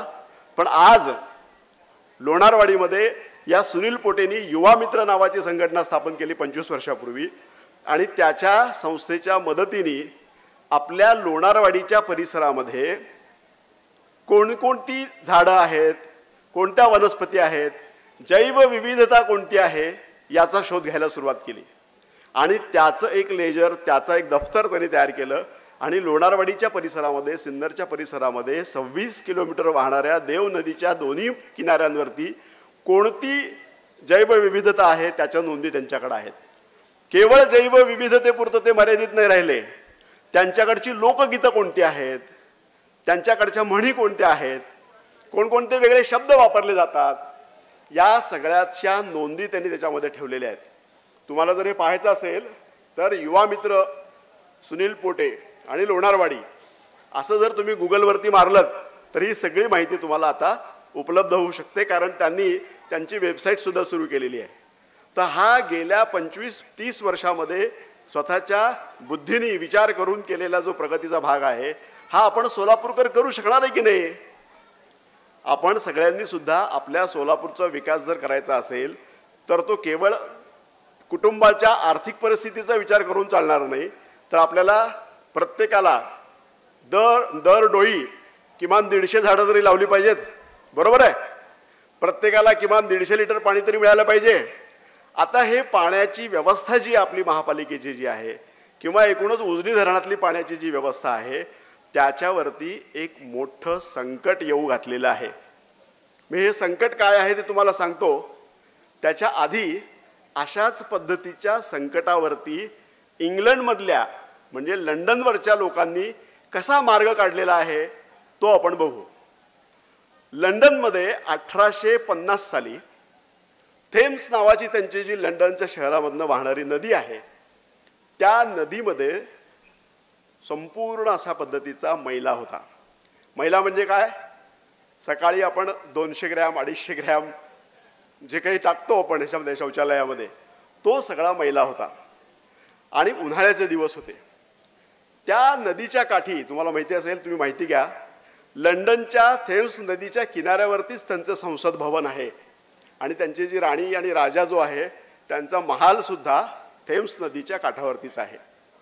या इंग्लिश लोकांना संध्याकाळी सकाळी फिरायला जायची सवय असते. एके दिवशी हे महाराजा अल्बर्ट आणि त्यांची राणी व्हिक्टोरिया, उन्हाळ्याचे दिवस होते, थेम्स नदीच्या त्यांच्या नेहमीच्या संध्याकाळच्या प्रवासाला निघाले बग्गीमध्ये बसून. फिरायला लागल्यानंतर त्यांच्या लक्षात असं आलं की या नदीमध्ये सगळीकडं कागद टाकलेले आहेत, पांढरे कागद असतात ना, कागद टाकलेले आहेत आणि घाण वास येतोय. हा नेमका वास कसला आहे? मग ते उन्हामुळं तो जो सगळा मैला होता हा सगळा वाळत चाललेला होता आणि तो वाळत चालल्यामुळं एक घाण वास त्या संपूर्ण परिसरामध्ये पसरलेला होता. त्या अल्बर्ट आणि व्हिक्टोरियानी विचारले, हे काय चाललंय, काय आहे? नाही, घाण वास आहे म्हणाले. ताबडतोब परत महालात जाऊ म्हणाले. मग हे परत महालामध्ये चालले. जाता जाता अल्बर्टने विचारले की ते कागद काय टाकलेत. सगळे अधिकारी जे होते ते शहरामधले महापालिकेचे तिथल्या, त्यावेळी महापालिका नसेल पण तिथल्या आस्थापना जी होती त्या आस्थापनाचे अधिकारी हुशार होते. त्यांनी तातडीने सांगितलं की या नदीमध्ये कुणीही आपला मैला टाकू नये असं आवाहन केलेले कागद आहेत ते. तुम्हाला माहिती आहे, इंग्लिश लोक, ब्रिटिश लोक किंवा पाश्चात्य लोक जे आहेत हे आपला मैला धुण्यासाठी शौचालय झाल्यानंतर पाणी वापरत नाहीत, कागद वापरतात. ते वापरलेले कागद सगळे त्या नदीच्या पात्रामध्ये होते वाळलेल्या आणि त्यांनी सांगितलेलं असं होतं की घाण टाकू नका म्हणून केलेलं आवाहन केलेले जे कागद आहेत ते त्यात टाकलेत. अल्बर्ट आणि व्हिक्टोरिया आतमध्ये गेले, पण हा जो काही प्रकार होता हा दिवसेंदिवस वाढत गेला. द ग्रेट स्टिंक या नावाने इंग्लंडच्या इतिहासामध्ये ही गोष्ट नोंदवून ठेवण्यात आलेली आहे की तुम्ही नदीच्या काठाने प्रवास करायला लागलात तरी सुद्धा तुम्हाला घाण वास येईल, कारण दोन्ही बाजूनी गटारी आणून सोडलेल्या आहेत, घाण आणून सोडलेली आहे. म्हणजे काय तर गटारी नव्हत्याच तेव्हा, वाहत वाहत मैला यायचा. लोक काय करायचे, घरातलं काम झालं शौचालयातलं की पाणी टाकायचं जेवढं असेल ते रस्त्यावरती यायचं. आता आपल्याकडं उंच टाचांच्या चपला घालतात बघा, आपण सिनेमामध्ये बघतो सगळ्या नट्या ज्या असतात ना ते उंच टाचांच्या चपला घालतात. आता ते थोडंसं आधुनिकीकरण केलंय, त्यांनी फॅशन आणली त्यामध्ये, पण उंच टाचांची चपलांची जी फॅशन आहे ती आपण कशी अडॉप्ट केली बघा. त्यावेळेला रस्त्याने चालत असताना तो जो मैला आहे तो पायाला लागायचा, ते पॅन्ट घालायचे तर पॅन्टीला लागायचा, किंवा त्यांचा जो पोशाख असायचा महिलांचा त्या पोशाखाला लागायचा. म्हणून त्यांनी काय विचार केला, दगड टाकूया म्हणाले वाटेत आणि दगडावरनं पुढं जायचं. पण दगडावरनं नेहमी जाणं शक्य होईना. मग त्यांच्यापैकी एका हुशार माणसांनी काय केलं की हाय हिल्सच्या चपला ज्या आहेत, पादत्राणं जी आहेत ती उंच टाचांची केली. त्यामुळं काय झालं, त्या मैल्याच्या वरती यांचे पाय यायला लागले, चपला यायला लागल्या आणि त्याच्यावरून तो हे सहज चालले. ती उंच टाचांची पादत्राणांची जी फॅशन आहे ती आज आपण इथं महानगरांमधल्या सगळ्या महिला ज्या आहेत, मुली ज्या आहेत त्या करतायत, सिनेमा नट्या करतायत. तर उंच टाचांच्या फॅशनची ही पद्धत निघाली. पण आता मी तुम्हाला सांगतोय तो सक्सेस त्याच्यामध्ये कसं मिळालं. तर जेव्हा हा सगळा गहजब माजला, सगळीकडे चर्चा सुरू झाली, त्यावेळेला तिथले शहरामधले इंजिनियर्स सगळे एकत्र आले आणि त्यांनी विचार केला की हे आपल्याला ग्रेट स्टिंक म्हणून आपल्यावरती जो काही डाग लागलेला आहे जगभरामध्ये तो कसा घालवता येईल. सगळेजण एकत्र बसले आणि त्यांनी असा विचार केला की दोन्ही बाजूनी पाईपलाईन टाकायची, जलवाहिनी टाकायची, सिमेंट कॉन्क्रीटच्या जलवाहिन्या तयार करायच्या, मलवाहिन्या तयार करायच्या आणि त्या मलवाहिन्यांच्या मधून एका विशिष्ट ठिकाणी नेऊन त्या मैल्यावरती शुद्धीकरणाची प्रक्रिया करायची. या मैल्यावरती शुद्धीकरणाची प्रक्रिया झाली की मग तो वासही कमी होतो आणि बाकीच्या सगळ्या गोष्टीसुद्धा कमी होतात. मैला जो आहे हा एका ठिकाणी साठवून ठेवला. अरुण देशपांडेंनी अंकोलीला प्रयोग केलेला होता. तुम्ही जर 6 ते 7 दिवस एका बास्केटमध्ये मैला घालून ठेवला, तुमचा मानवी मैला, मानवी विष्ठा ज्याला म्हणतात, ती ठेवली, 7-8 दिवसांनी तिचा वास येणं बंद होतं आणि ते उत्तम प्रकारचं खत होतं.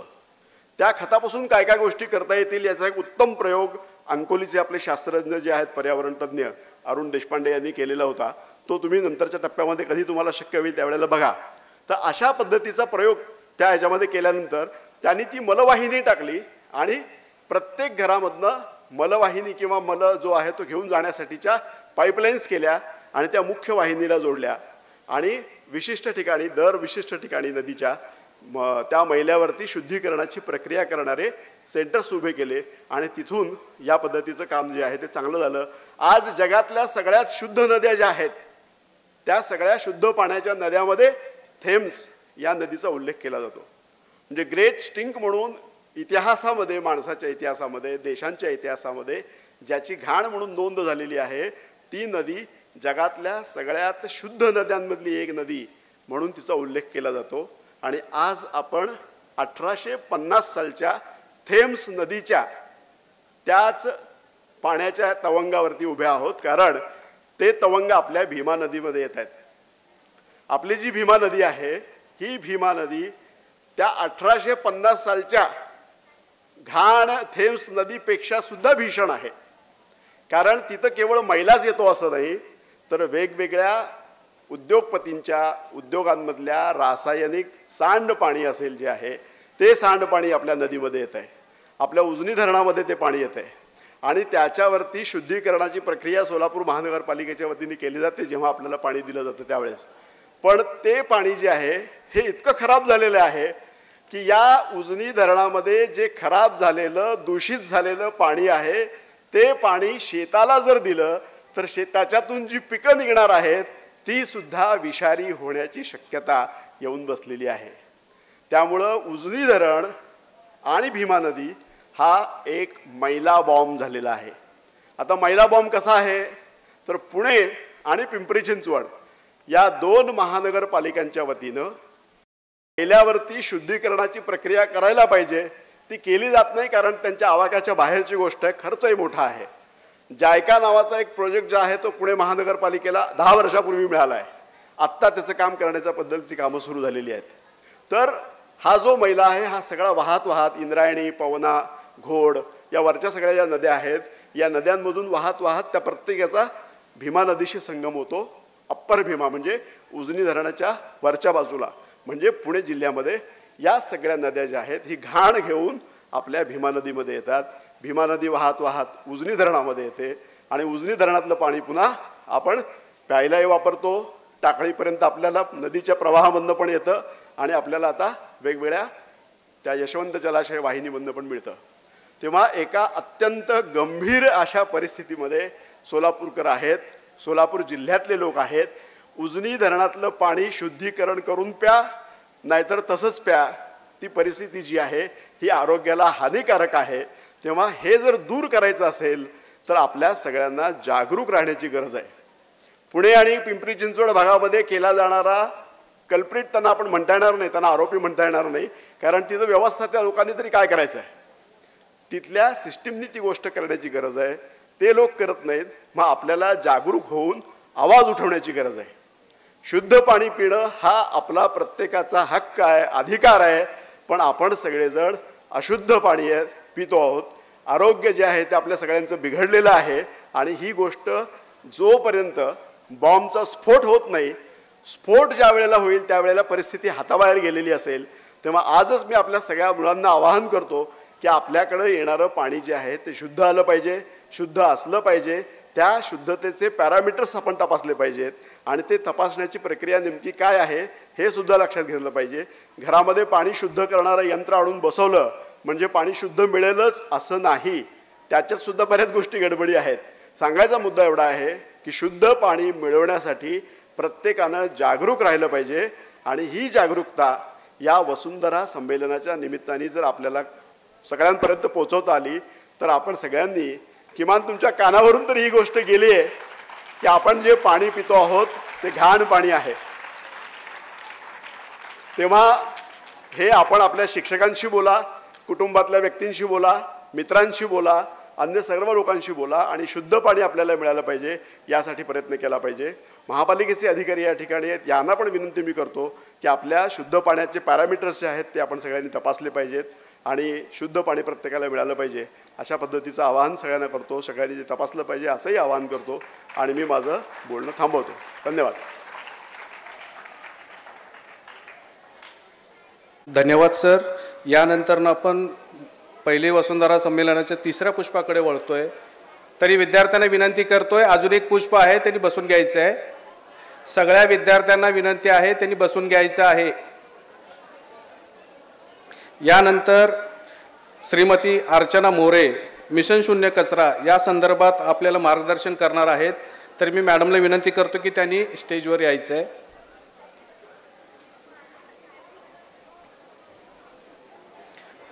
श्रीमती अर्चना मोरे शून्य कचरा मिशन संदर्भात मार्गदर्शन करणार आहेत.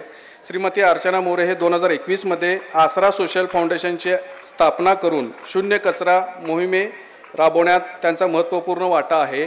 त्याचबरोबर पिंपरी चिंचवड महानगरपालिकेत विविध शाळा आणि सोसायट्यांमध्ये शून्य कचरा प्रकल्प राबवले आहे. त्यांच्या नेतृत्वात प्लास्टिकचा वापर कमी करून स्टीलच्या वस्तू वापरणे आणि कचऱ्याचे पुनर्वापर यावर भर देण्यात आला आहे.